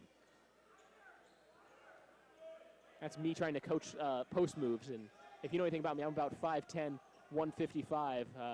I don't know much about post moves, Joe. In the right corner, top of the key now, Wheeland to the left side. Bright gets a step. Nice pass on the no-look to Wheeland. To the right corner, up fake Martin. He drives right baseline, blocked by Winford. They tipped around, down to 8 to shoot. Trojans still have it. Moore, Wheeland, driving with the right hand. Post up to the right block. Shot goes up, no good. And the foul called. Dominique Reed got past Watts and Winford, and looks like they called a foul on Brandon Winford. It'll be his second, team's first. A lot of contact from Winford that time, was going up looking for his second block of the possession. 17:01 to play in this game. Mount Olive with a 1-point lead. It's 40-39. Shooting 2 shots right now, Dominique Reed, the senior forward, with the ridiculous wingspan. First free throw for him. Off the front rim and out. Couldn't get the kind roll there. 6'6", 227. Dominique Reed is listed, but has a 7'1" wingspan, and he'll tell you about it. He certainly will. He claims to be the only person at Mount Olive who has a wingspan that big. I don't know if any one of his teammates wants to argue with that. Second free throw also no good, so an empty possession there for the Trojans. Bradley takes it right up the floor to the free throw line. Shot off the back rim, no good. Wright comes up with the rebound. His shot is blocked on the right block. He's fouled as he goes up. Misses the shot, but Jihad Wright will shoot 2 free throws. Yeah, ton of contact on Wright that time, as he was able to draw the contact and the foul. Looks like they're going to get Reed again. That's huge, as he was out there with 3 fouls. That'll be his 4th personal foul. Now a serious problem here. He will have to sit for a while or else risk fouling out of this game. First free throw good for Jihad Wright. And a substitution coming on for the Trojans. This will be Jaquan Blunt checking back in. He's got 3 fouls. Yeah. He'll replace Dominique Reed, who has 4 fouls, and that's a real downgrade in terms of size for the Trojans as well. They're going to go small. Second free throw also good for Jihad Wright. Braves take the lead right back, right up to double digits now. He's got 11.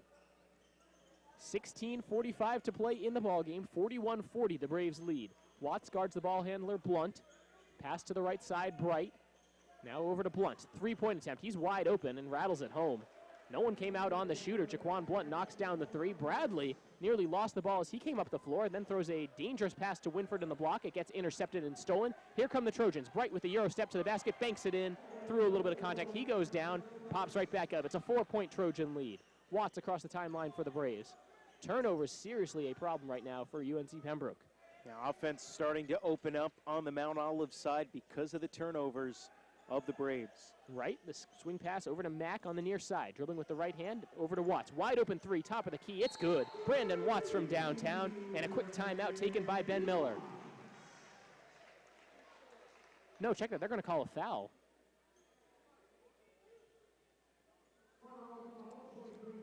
No, it's a foul on Mount Olive. So it was a foul on Mount Olive. Was after the shot or away from the ball, they put the points on the board. As both coaches look just as confused as you and I. Looks like they put the points on the board, and the foul, since it was on the floor, the Braves will inbound. Well, that's awesome. Now a whistle, and another foul away from the ball. And this will go against Jaquan Blunt, his 4th, as he held Giovanni Mack on a cut to the rim. Good Lord, that's now 2 big players for the Trojans with 4 fouls with 16 minutes left to play. This game getting a little chippy. It's a 1-point Mount Olive lead. These are regional rivals. They're not in the same conference, but this is the second time they've played. Frustrations obviously mounting for both teams, as the Trojans have, at least in the first half, they struggled from deep. Braves have struggled with ball control. The fouls have been called pretty liberally both ways. And this one could be fun here down the home stretch. Bradley near midcourt, finds Wright on the left wing.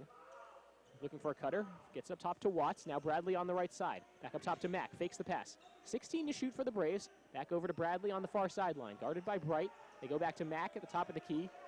And now here's Watts, driving with the right hand on Whelan. Fall-away jump shot from the free throw line around the rim, no good. He tried to tip it back in, tries to save it, and he does. What a play by Brandon Watts. He throws it off a Mount Olive player. Braves will get the ball back.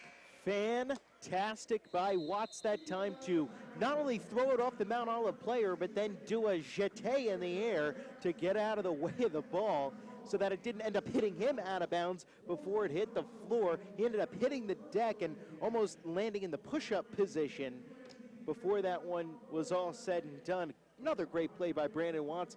Tonight's his night. I don't know what's more impressive, that save or your knowledge of ballet moves, Joe. Mount Olive still has a 1-point lead, 15:33 remaining, and we'll be right back on the Braves Radio Network.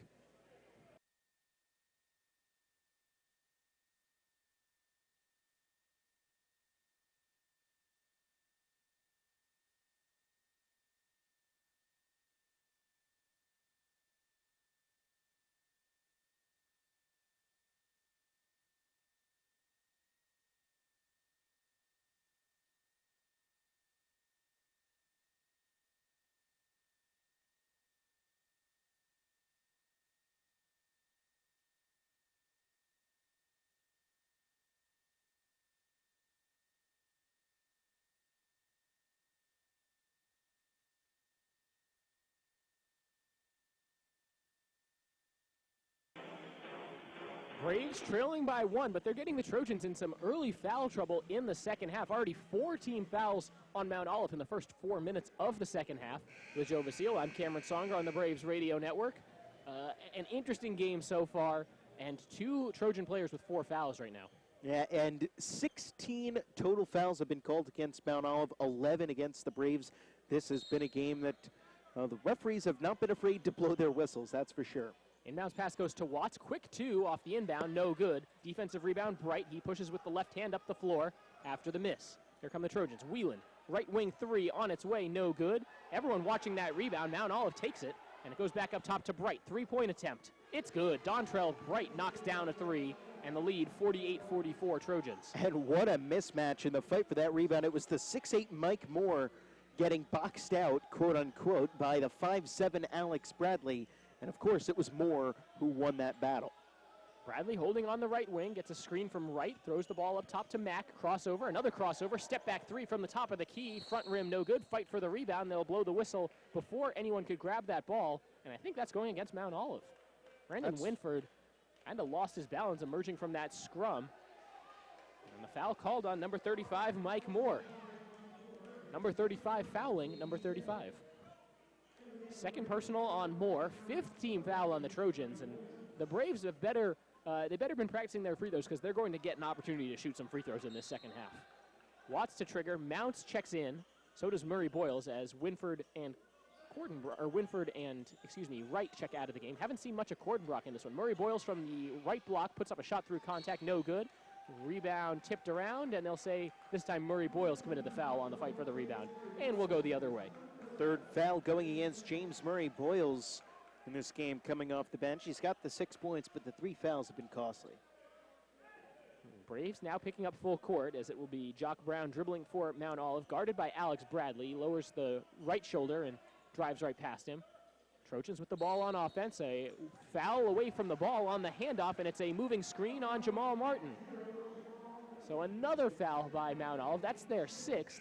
And with 14:35 remaining in this half, the second half, Braves are trailing by 4. Kashin Hinton will check in and replace Giovanni Mack. So they'll leave Murray Boyles out there with the 3 fouls. Get ready to watch some free throws, though.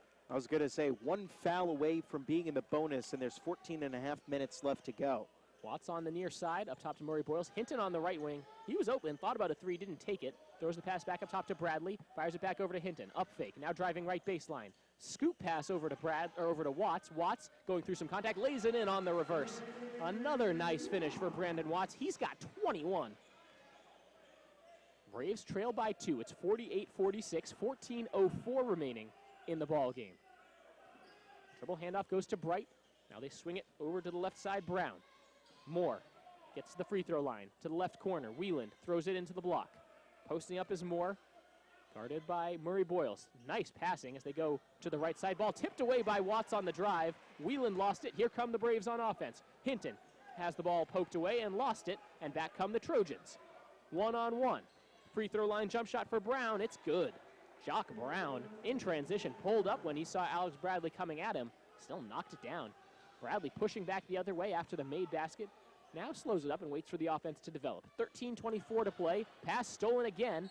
And now on the push up the floor, Bright goes tumbling down. He was fouled, and they'll call it on the Braves. That's going to go against Alex Bradley, number 3 against him, number 3 against the Braves here in this second half as the whistles just continue to blow in this one.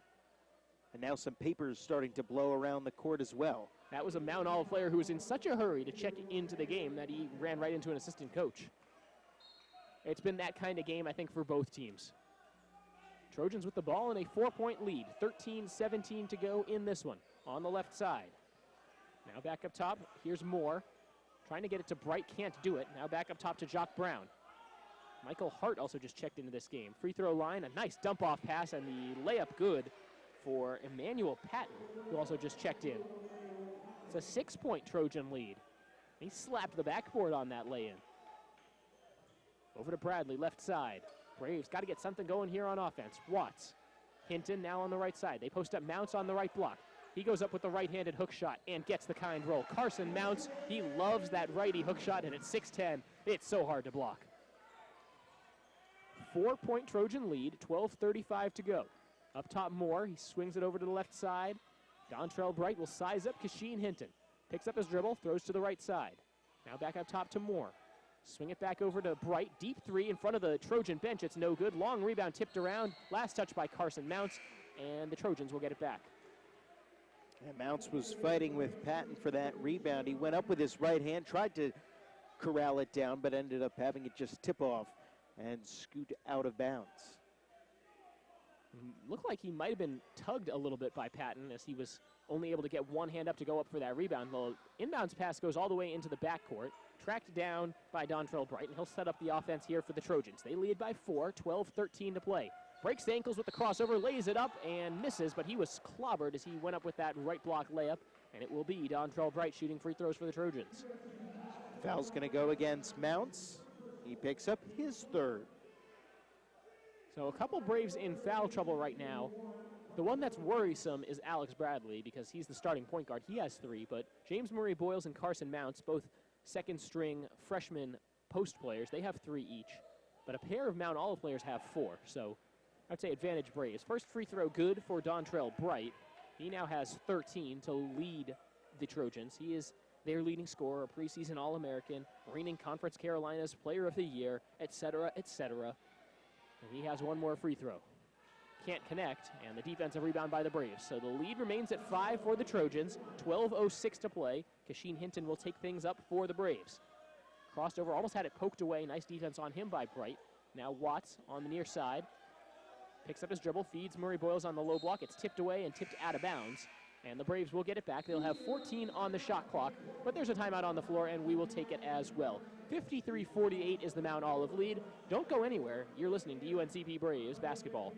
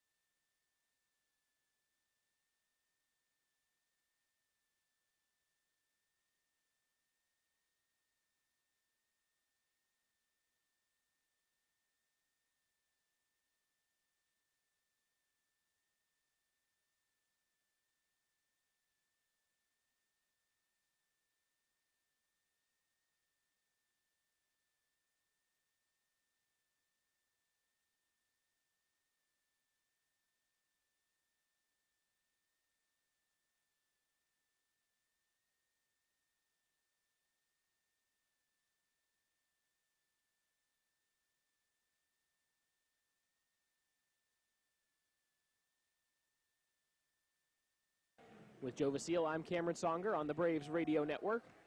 UNCP has the ball, 14 on the shot clock.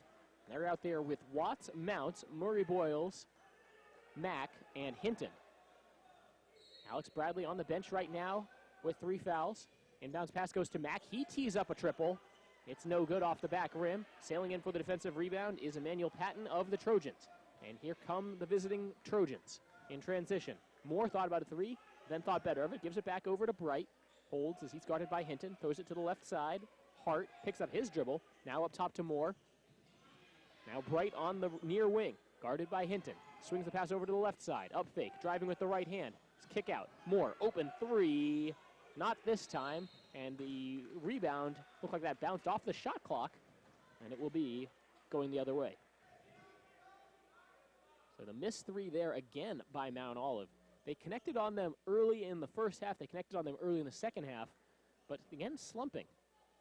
And now a wet spot. They'll bring out the mop as Brandon Watts will actually be the one to wipe up that wet spot.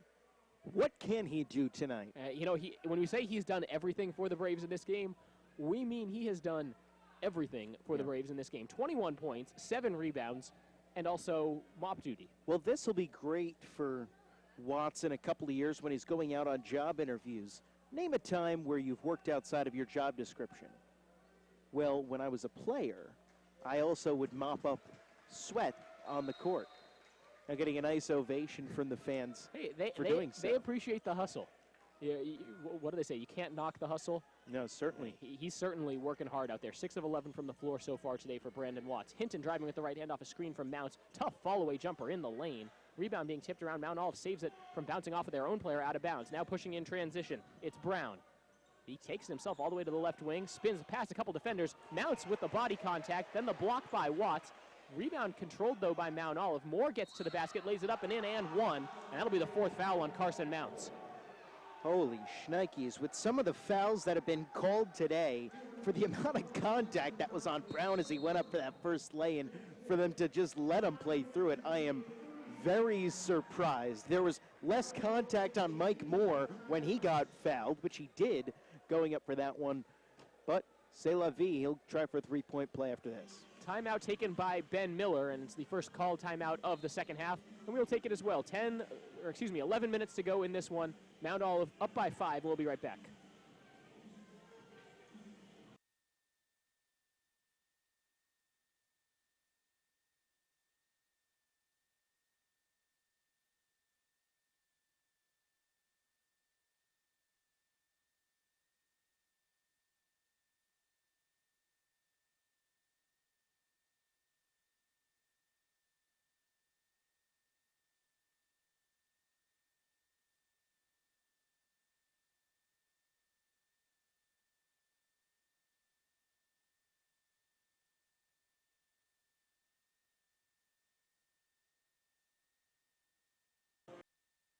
.11 minutes to play in this one. Braves trailing Mount Olive 55-48. There's now fouls, which was a problem for just Mount Olive early in this half. Now it's becoming a Braves problem as well. 16 fouls on the Trojans, 5 on the Braves. And Joe, that could mean we're going to see a lot of free throws again. What a joy. Don't you just love it when the teams go at it so hard for the entire game and it ends up coming down to a free throw shooting contest over the final minutes. At least you could say they're calling it evenly both ways, but a couple times the refs would have been probably better off just swallowing the whistle tonight. And then some of them, you think with the way they're calling it, why don't they call that a foul? Mm-hmm. But we did see 29 free throws in the first half, and we might see even more in the second half. One free throw here for Mike Moore, trying to complete a 3-point play. He cannot as it rims out. Watts takes the rebound for the Braves and leaves it off for Hinton, who will run the point for UNC Pembroke. They have Hinton, Mack, Wright, Winford, and Watts. Goes to Watts at the top of the key, 17 to shoot. Over to Mack, who lost it, gets it back in front of the Braves bench. Now dribbles near midcourt. Over to Wright, gets the handoff back to Mack. 10 to shoot now for the Braves. Mack gets a screen from Winford. Over to the left side, Hinton, 5 to shoot. Double team, step back jump shot from 18. It's good. Kisheen Hinton, why not? He's got 7. Braves cut the lead down to 5. And picking up full court is Mack on the ball handler, Jock Brown for Mount Olive. Crossovers, he breaks the timeline, dribbling with the right hand, hands off. Goes to Bright, swings it. Now it's Hart.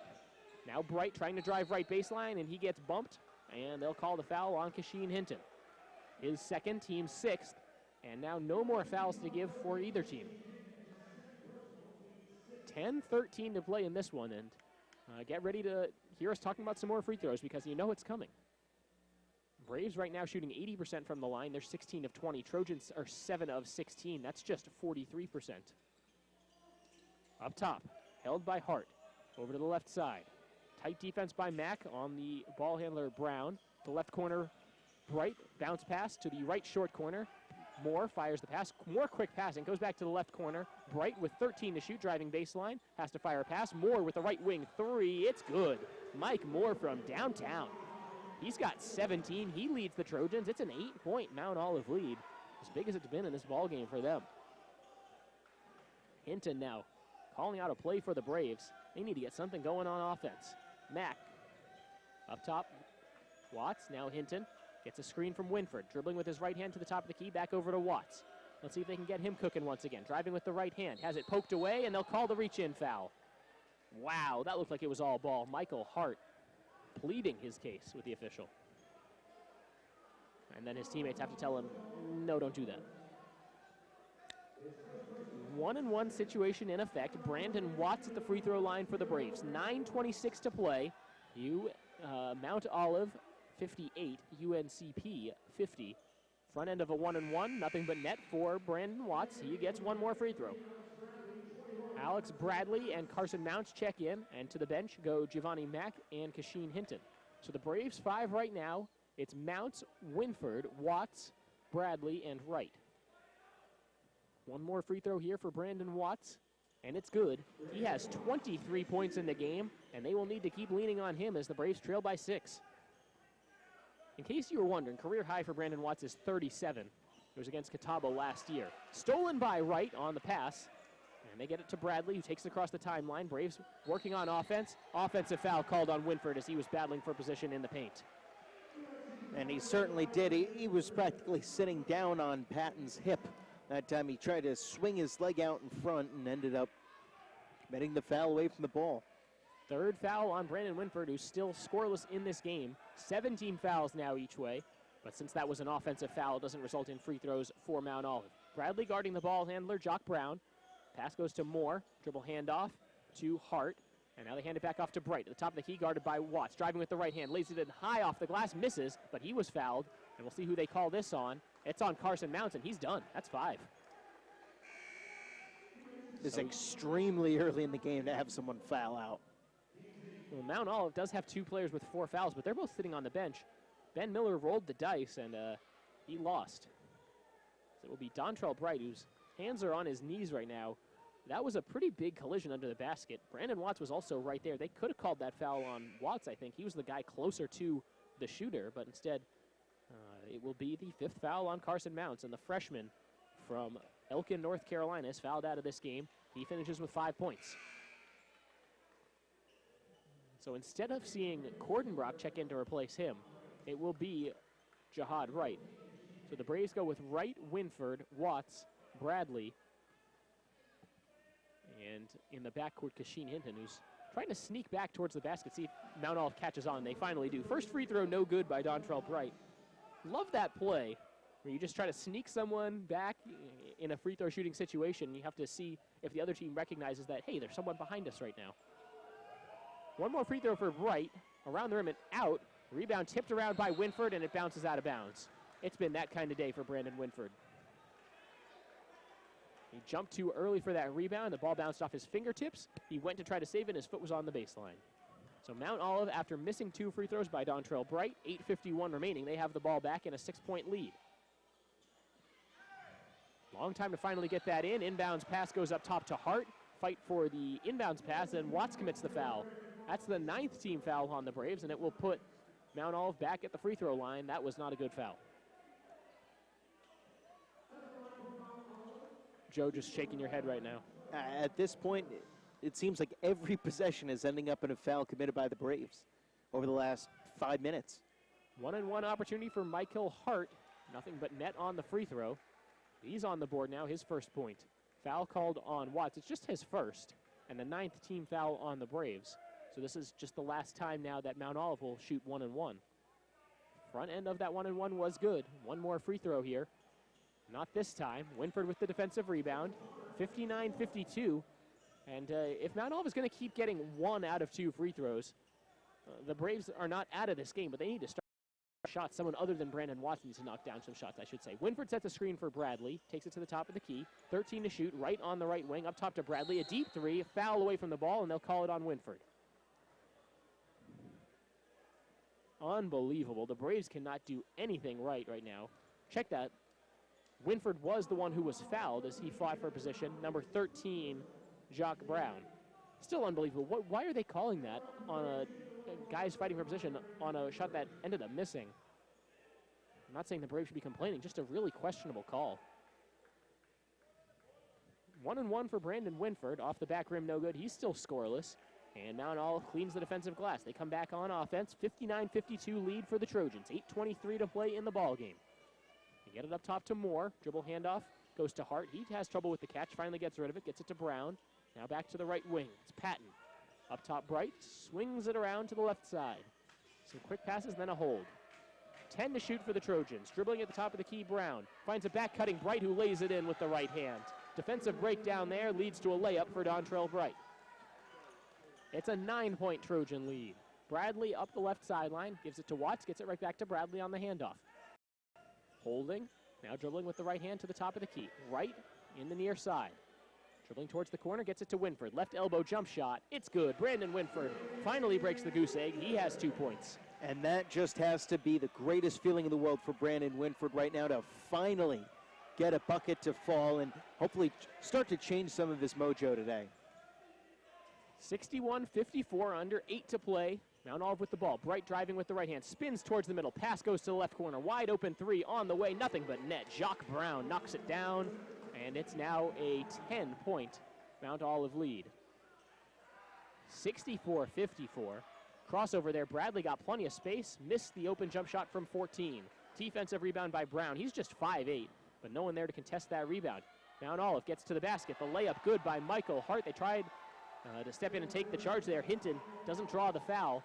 Now Bradley across the timeline, and Ben Miller calls out the play. I thought he was going to ask for a timeout. This thing getting out of control right now. Braves down by 12. Watts up high. Now over to right. Bradley on the left side, looking down low for Winford. He gets pushed down, no call. Hinton straightaway 3, it's pure. Splash down for Kashin Hinton. That could be what the Braves need. He's the 3rd Braves player in double figures right now. He's got 10. Wright has 11, and Watts leads them with 23. 66-57, Mount Olive lead. Pass going back up top, Hart. Now held by Jacques Brown. To the left side, Mike Moore. Down to 10 to shoot for Mount Olive. Bright at the top of the key, dribbling with the left hand. Steps back, he has Winford on him. 6 to shoot. Turns down a screen. Shot from just inside the arc, it's good. Dontrell Bright cannot miss. And now a timeout taken by Mount Olive. Wow, Dontrell Bright. He was cold in the first half. Not been the case here in the second. And Mount Olive's lead back up to 11. A media timeout now after the timeout taken by Mount Olive, and we will take it as well. 68-57, Mount Olive with the lead, 6:09 to play.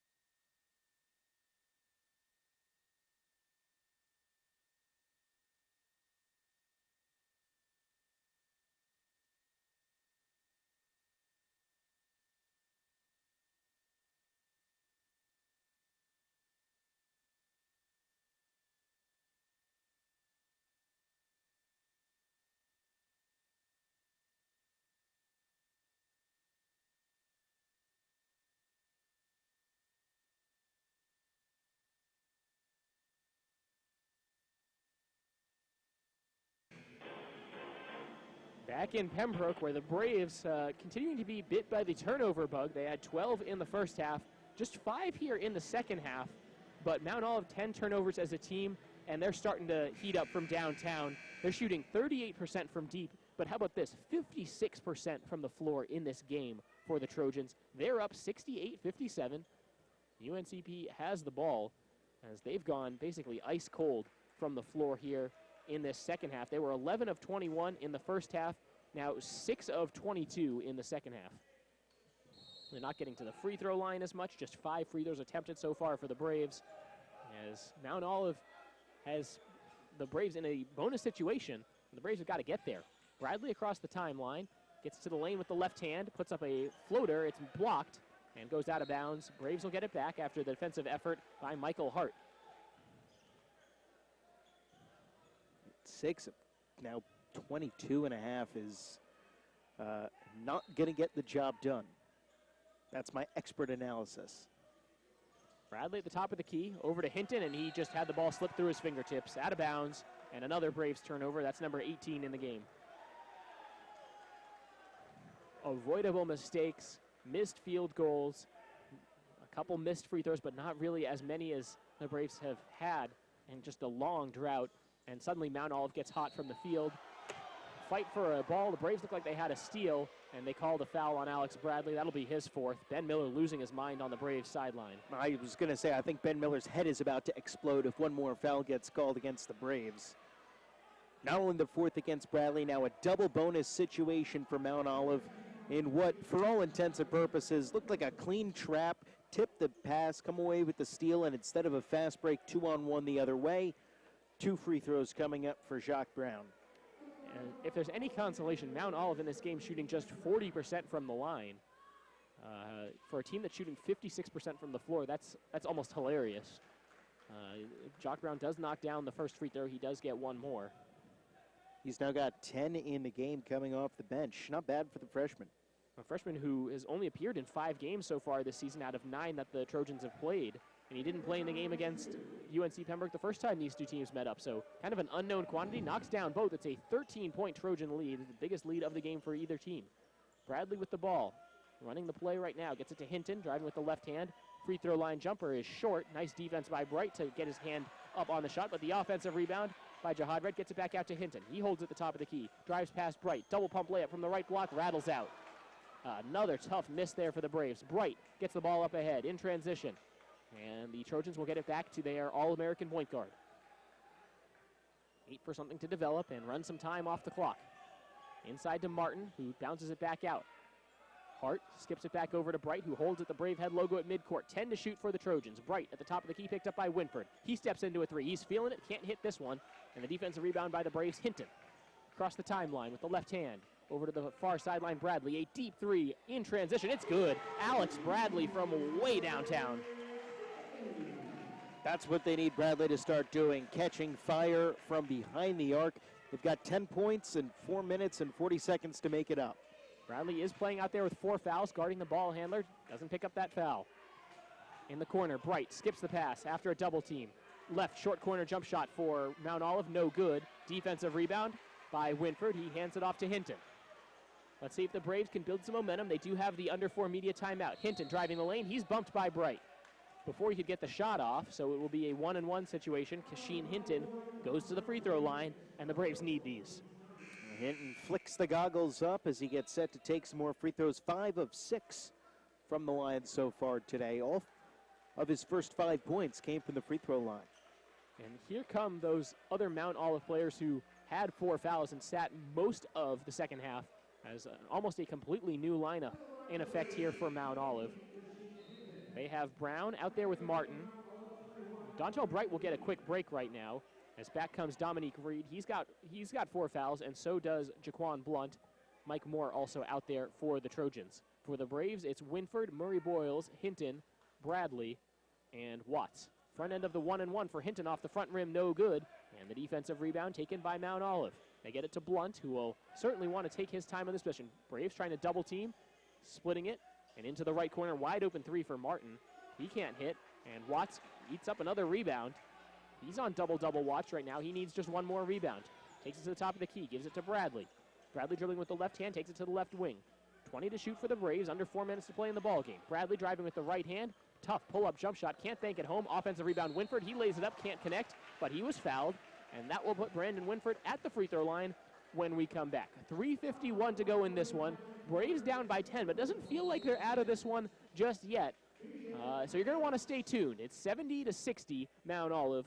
You're listening to UNCP Braves men's basketball.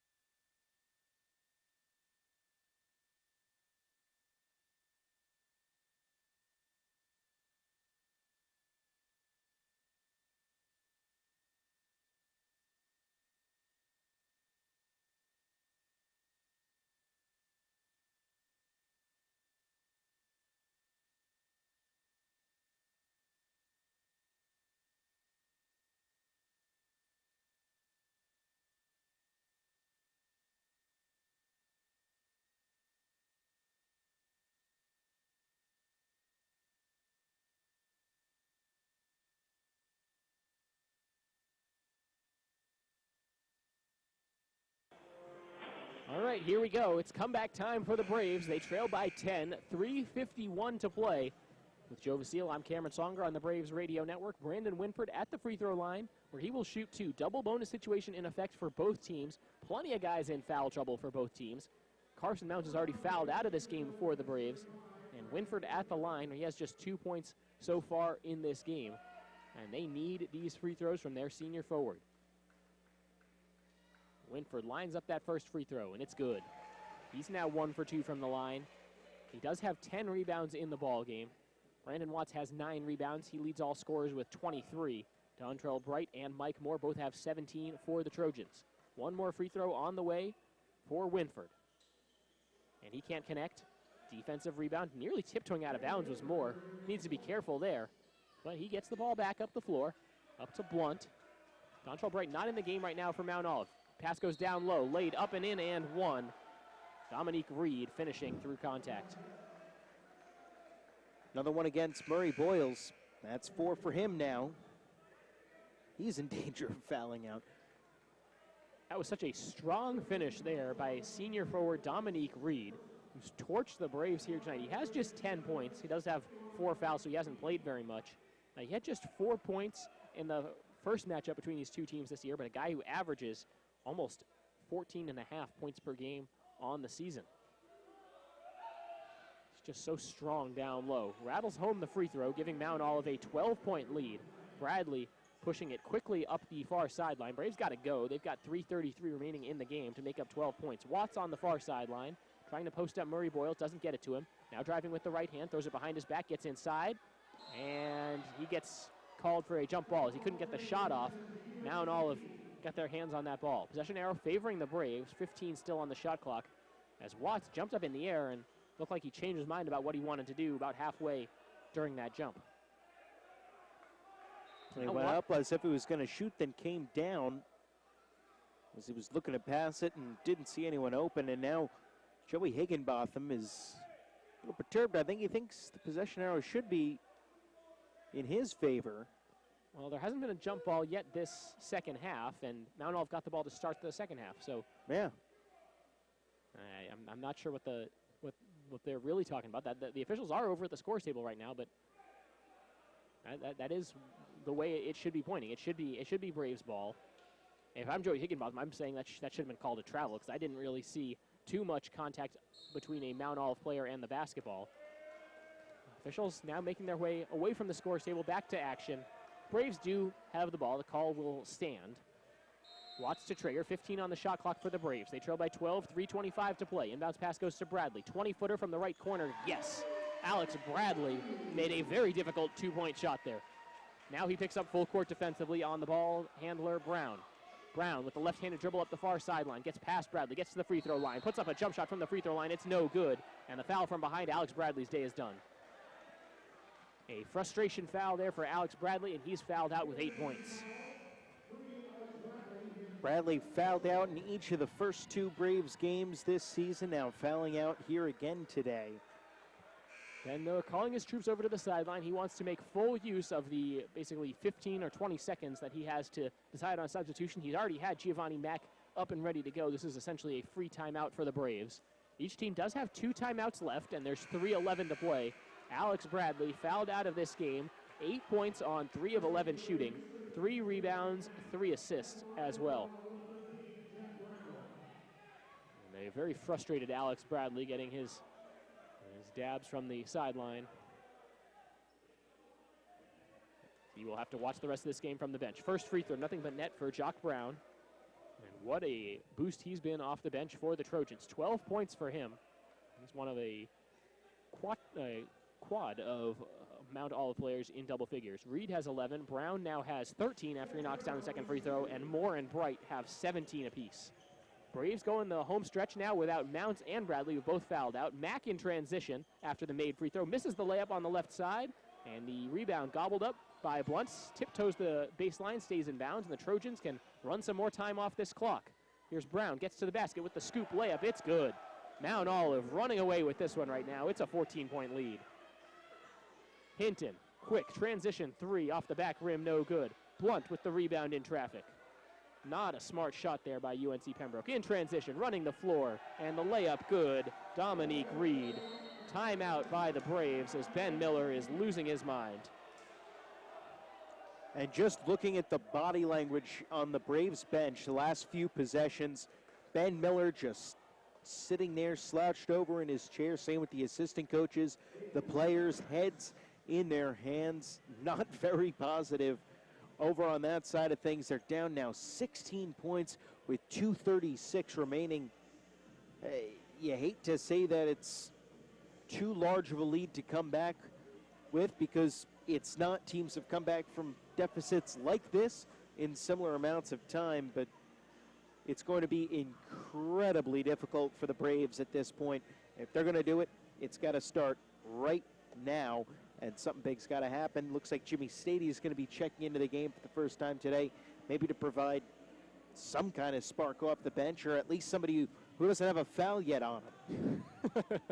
Well, I think Ben Miller might honestly be trying to send a message to his players, because the Braves, the last couple possessions, rushed three-pointers in the first 7 seconds of the shot clock when they're already down by about 10 with about 3 minutes left. That's not the way. I mean, if you make them, it's still not a good shot. So I think he's making a statement to his players that if you're going to take those kinds of shots, you're going to the bench. Jimmy Stady's checked in the game, and so is number 22, Mike Smith, getting just his second appearance this season for the Braves, a junior who transferred from Cowley College in Kansas, also played at Rockingham Community College. A rarely used guy. He sometimes doesn't even travel with the Braves on road trips, but he's out there right now. Braves coming up the floor. Watts has the ball on the left wing. Hop step, gets to the basket on the left block, can't lay it home, and it's tipped up and in. Murray Boyles got a hand on that. Cuts the lead to 14. Murray Boyles has 8 points. 2:18 to play. Braves picking up full court. They've got some fresh legs out there. Bright and breaks containment, driving up the right sideline, leaves the pass down low, and fouled hard right. Reed went up with the power move, and let's see who they call that foul on. That goes against Watts. It'll be his second. Looked like Murray Boyles was also down there. That would have been his fifth. I'm not sure what you do at that point if you do call the foul on Murray Boyles. Tyler Kortenbrock, I don't think has seen the floor in the second half. Perhaps you send him back out. Jihad Wright set to check back in for the Braves. 79-65 is the Mount Olive lead. Shooting 2 right now is Dominique Reed for the Trojans. High release on that free throw, and it rattles out. Wright finally gets pushed over to the scores table by Ben Miller. And they do get the sub in time. Wright checks in and will replace Jimmy Stady. As that was a very quick run there for the freshman Stady. He comes and takes a seat right next to the coach, so he might be ready to check right back in fairly soon. This could be an offense-defense kind of thing. Second free throw off the rim and rattling in by Dominique Reed. Now he will be subbed out, replacing him as Michael Hart. 80-65, 2:10 to play. Giovanni Mack gets the inbounds pass, and he pushes up the far sideline. Driving into the lane, draws the foul, puts up the shot, it rattles out, but it will be Giovanni Mack shooting 2 free throws. So we heard you like free throws, Joe. Love them. Love them. More free throws. That's exactly what this game needed in a 15-point game. But when, hey, you know, credit to the Braves. They're still out there competing because the shots just have not been falling in the second half. Giovanni Mack at the line. First free throw is good. And another substitution here for the Trojans. Dominique Reed checks right back in the game. Hart will exit, and now all of now going offense-defense. Just because it's a 14-point game right now in the last 2 minutes, a non-conference game, doesn't mean you can't practice your coaching strategy, your coaching maneuvers as well. Both free throws good for Mack. Braves will pick up full court defensively. 2:05 to go in a 13-point game. Mount Olive runs the baseline. They try to get it in. Stolen by Watts. He drives baseline, goes up, and misses the layup. Tipped up, no good. Batted around. Wright gets it back. Dumps it off for Watts. He lays it up on the right block. He goes down hard, but he misses the shot. But he was fouled. So it'll be Brandon Watts back to the line. More free throws. See who the foul is called against. Looks like it's going to be against Martin for his third personal. But the offense-defense thing in a game like this is a lot like in a blowout game late in baseball when you'll have the manager go out and make the lefty-righty switch. Why not, right? You know, why not? You gotta play every game like it's the World Series. Free throw rattles out by Watts, and if his shot is abandoned the Braves in this game, that's really not a good sign. He leads all scorers with 23, and he has one more free throw. It's on its way, and it's good. Brandon Watts hits the second free throw, and it's a 12-point game. 80-68, a minute 56 to go. Braves again picking up full court defensively. They get it in, and running quickly up the floor is Brown. He doubles it back out. Double team comes. Lobs it inside, almost poked away. Nice handles, though, by Martin to maintain possession. Bounce pass, gets it to Brown. Trojans just trying to run some clock. Bounce pass looking for Bright, gets it to him on the right wing. He hop steps into the middle, gets it back to Dontrell Bright. 10 to shoot, Braves double teaming the ball handler. Crossover, trying to free some space. Bright, and he traveled. On the pass, he broke one double team. A third defender came, and that ultimately forced the turnover. Nice job there defensively by the Braves. Yeah, it was good positioning by Jihad Bright that time to just plant himself right down in the spot that ended up really essentially causing that travel. He had to kind of shift himself mid-dribble and ended up traveling. Watts inbounds, goes to Mack. Looks like Mount Olive sagging off defensively. Mack with the floater from near the free throw line. It's good. He was just about a foot inside the arc, and the Braves have taken a lot of those in this game. They trail by 10. Inbounds pass up the far sideline, gets it to Brown. Lost it, and the Braves have a steal. Mack is fouled. Before he puts up this shot, he does knock home a floating running three. But it'll be Giovanni Mack shooting 2 shots. And it's still not over. A minute 15 to go in a 10-point game. But if the Braves press continues to work like it's been, don't count them out. Yeah, it's been impressive. They've stolen a couple here and been able to transition those into points over the last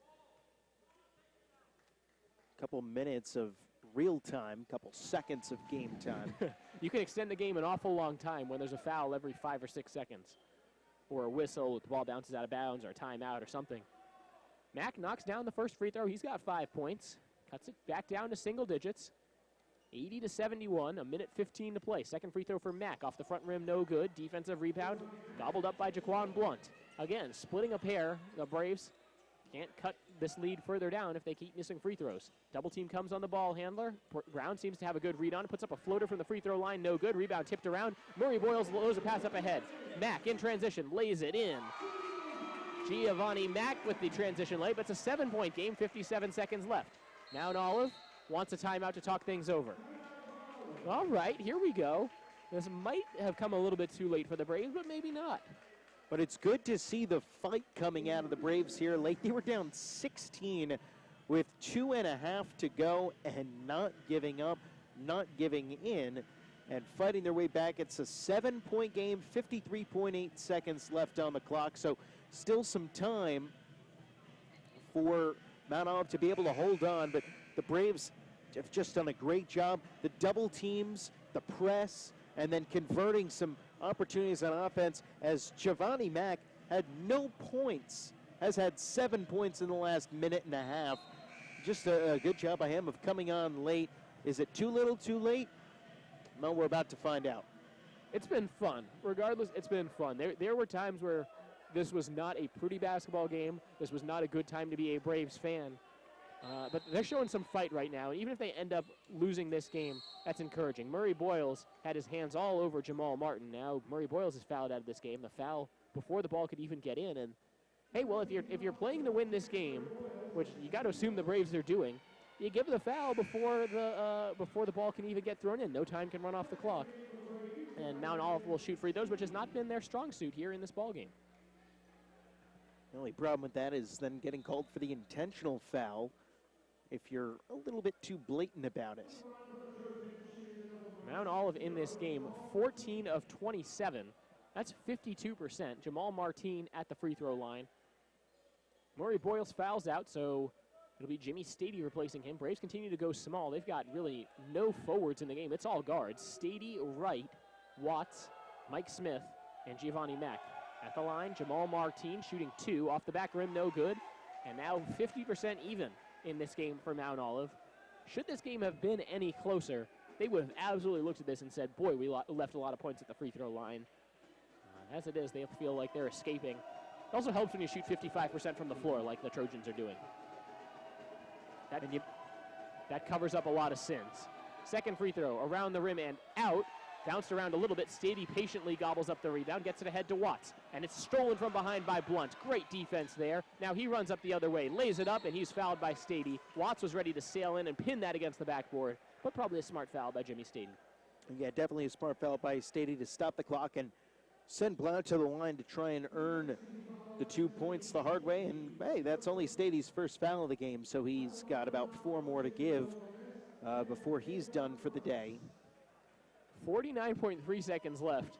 That would be an awful lot of fouls in a very short amount of time. Another missed free throw. This time Blunt misses. And now the Trojans, the free throw was just really, really picking up. They're 14 of 30 right now from the free throw line. That's 16 missed free throws. Second free throw also rattles out. Stady chases down the rebound. He's got to go. Tight defense on him by Blunt. Gets it up ahead. Here's Mack. Throws it behind his back. Almost lost it. The high dribble gets it back. Fall away three from the right corner. It's short. No good. Rebound chased down by Smith. Three-point attempt for Watts. No good. Wright in there for the rebound, and he was fouled. Jahad Wright draws the foul. 33 seconds left in this game. Jahad Wright will shoot 2 free throws. As the foul called on number 10, Jaquan Blunt, and that's his 5th. Blunt now done for the day. First player for Mount Olive to foul out of the game. Give credit to Joey Higginbotham for managing his players when they've been getting those fouls. Keep him off the floor with 3 and 4 fouls to be in this situation exactly. Martine will exit. He's replaced by Michael Hart, and Mike Moore will check in for the fouled out Jaquan Blunt. 2 free throws now for number 4, Jahad Wright. If he makes both, it's a 5-point game.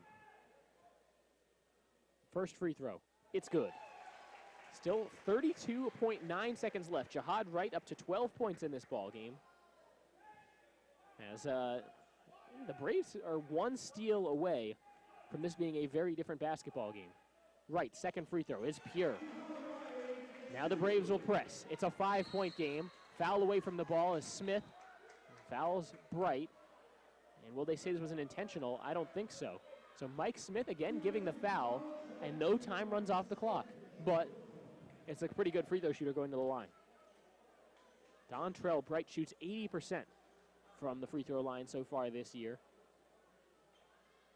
But this game still not over yet.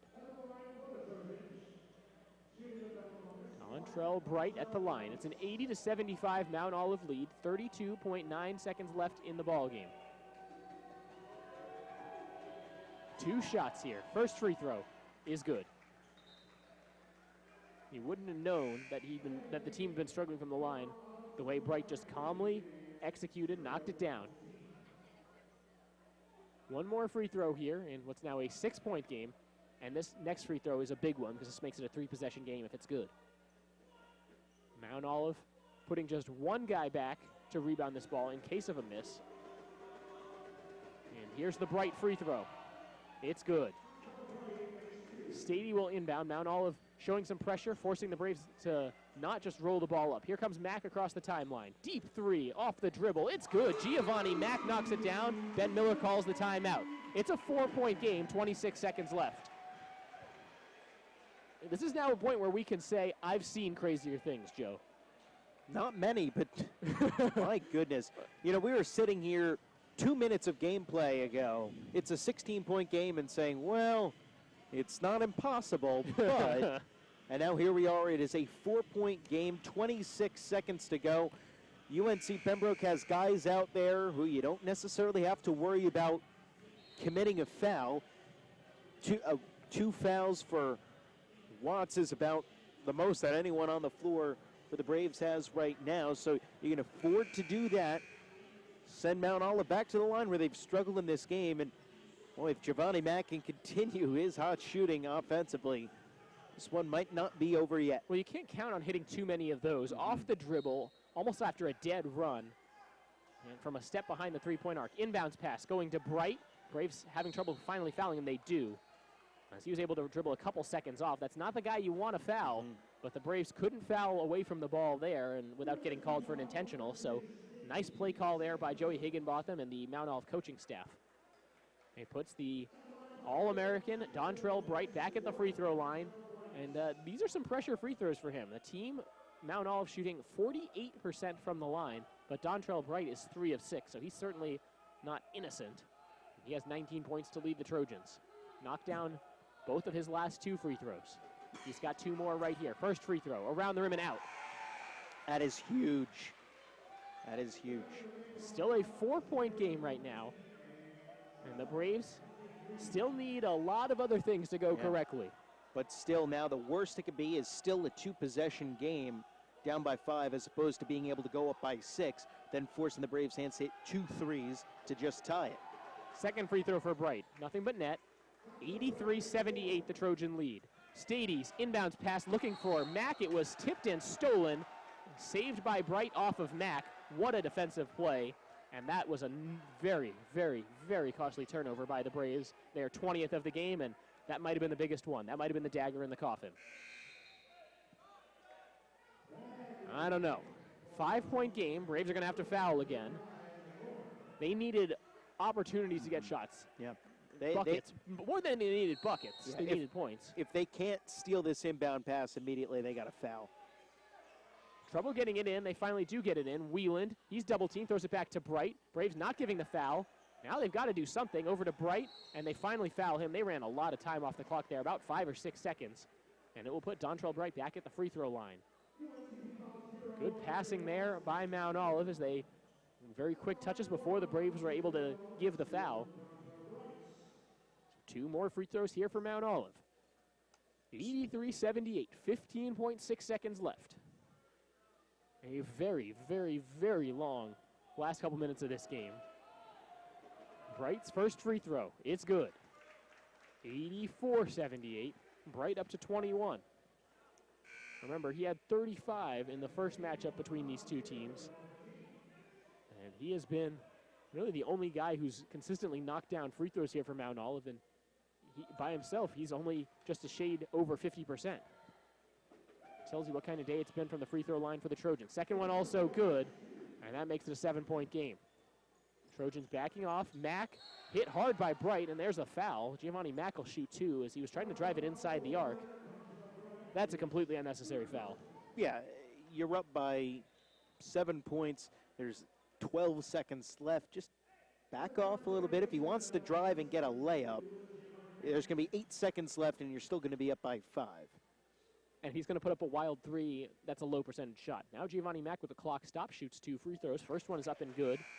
Sub coming on for the Trojans. Wieland checks in and replaces number 0, Martin. 85-79, a high-scoring game, and the Braves might have just not have had enough firepower in this one. Second free throw on its way is good. Braves pick up full court again. They need a steal right now. Down by 5. Wieland doesn't like the look and calls the timeout. Now both teams out of timeouts. 30-second timeout, so we will keep it here. Joe, do the Braves think about that strategy where they foul before the ball can even get inbounded again? I don't think you run the risk of getting an intentional foul called against you. I think you try and steal the inbound pass, put up a shot as quickly as you can, pray that it goes in, and then try and do the same thing again. This feels like a football game where the team needs to convert about 4 onside kicks, and it feels like the Braves have converted about 3 of them so far. Wild. It's been wild. Mount Olive has had more than copious chances to knock down free throws to ice this game away. The Braves have been resilient, but they've also turned the ball over 20 times. Braves shooting just 39% from the floor. Inbound set up here. Wieland still throwing it in, gets it in bounds. They get the handoff off to Bright before the foul could be called. And now Bright's just looking to dribble out the rest of this clock. He's just scooting all around the floor. Watts finally reaches in as he was driving baseline with 4 seconds left. How on earth did he evade getting fouled for so long?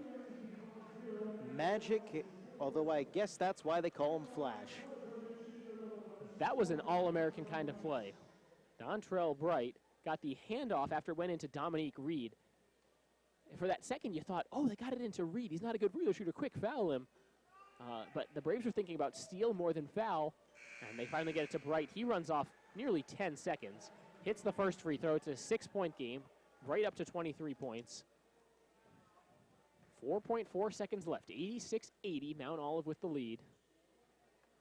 This just moments away from officially wrapping up. Second free throw for Bright. Around the rim and good. They'll make one more substitution here. Bright will go to the bench. A round of applause from the handful of Mount Olive fans who made the trip down to Pembroke. They get it in. Mack across the timeline, 2-1. The floater from the free throw line, no good.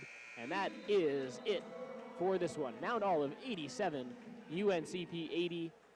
It was not always a pretty game, but you got to give the Braves an awful lot of credit. They were playing shorthanded, obviously playing without Quamaine Rose.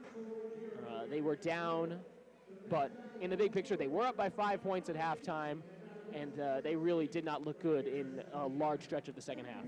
Yeah, and not only were they down 16 with two guys fouled out of the game at that point with 2.5 minutes to go, they closed the lead to as little as just a 4-point lead for Mount Olive, but in the end, the Trojans were able to hit some of their free throws, or rather just enough of their free throws to be able to escape with a 7-point victory. Final score 87-80. Let's run through the final stats very quickly and then send it away. Dontrell Bright led the Trojans with 24 points. He was 7 of 15 from the floor, had 6 assists and 9 rebounds, so he was very close to a triple-double. Also for the Trojans, we talked about the 7 first-half assists for Jaquan Blunt. He finished with 8 and had 7 points. Also for the Trojans, Mike Moore had 17, and Dominique Reed had 14. For the Braves, they were led by Brandon Watts, who finished with 24 points, 9 rebounds, 2 assists, and 2 steals. Also turned the ball over 4 times. Brandon Winford had 10 rebounds, but 1 of 7 from the floor, 3 points, as he was really stymied for much of the game. Tyler Cordenbrock started at center, played just 3 minutes, and was held scoreless. Giovanni Mack had 12, Jahad Wright had 13, and Kasheen Hinton had 10. Team shooting stats, Mount Olive 55% from the floor, 36% from deep, but only 54% from the free throw line. Braves 38% from the floor, 44% from downtown, and 75% from deep. Braves had the plus 10 rebound margin, but the biggest stat of the game, turnovers. Braves 20 turnovers. They forced just 13 Mount Olive turnovers. And that was the thing that we said at the end of the first half. And at the end of the game, that was the biggest factor for the Braves not being able to come out victorious. They turned the ball over too many times, especially against a good opponent like Mount Olive. Made it to the Elite Eight last year, a senior-laden group. They've run into some tough luck early on. They're starting to hit their stride. You can't turn the ball over 20 times and expect to come away with a win. 4th straight win for Mount Olive, who improve to 6-4 on the season. The Trojans end up splitting the season series with the Braves, and for UNC Pembroke, it's a 3rd straight loss. They're now 5-4 on the season. They don't have much time to turn things around. They'll be back in action on Monday night, 7 p.m., when they take on Winston-Salem State right here on Lumbee Guarantee Bank Court. Our next broadcast is tomorrow afternoon. UNCP women's basketball taking on the Apprentice School. That one's scheduled for a 2 p.m. tip-off. That one available on the Braves Radio Network as well as on our YouTube channel. For all the latest UNC Pembroke news, and UNCP Sports on Twitter, that's UNCP_sports, and on the web, UNCPBraves.com.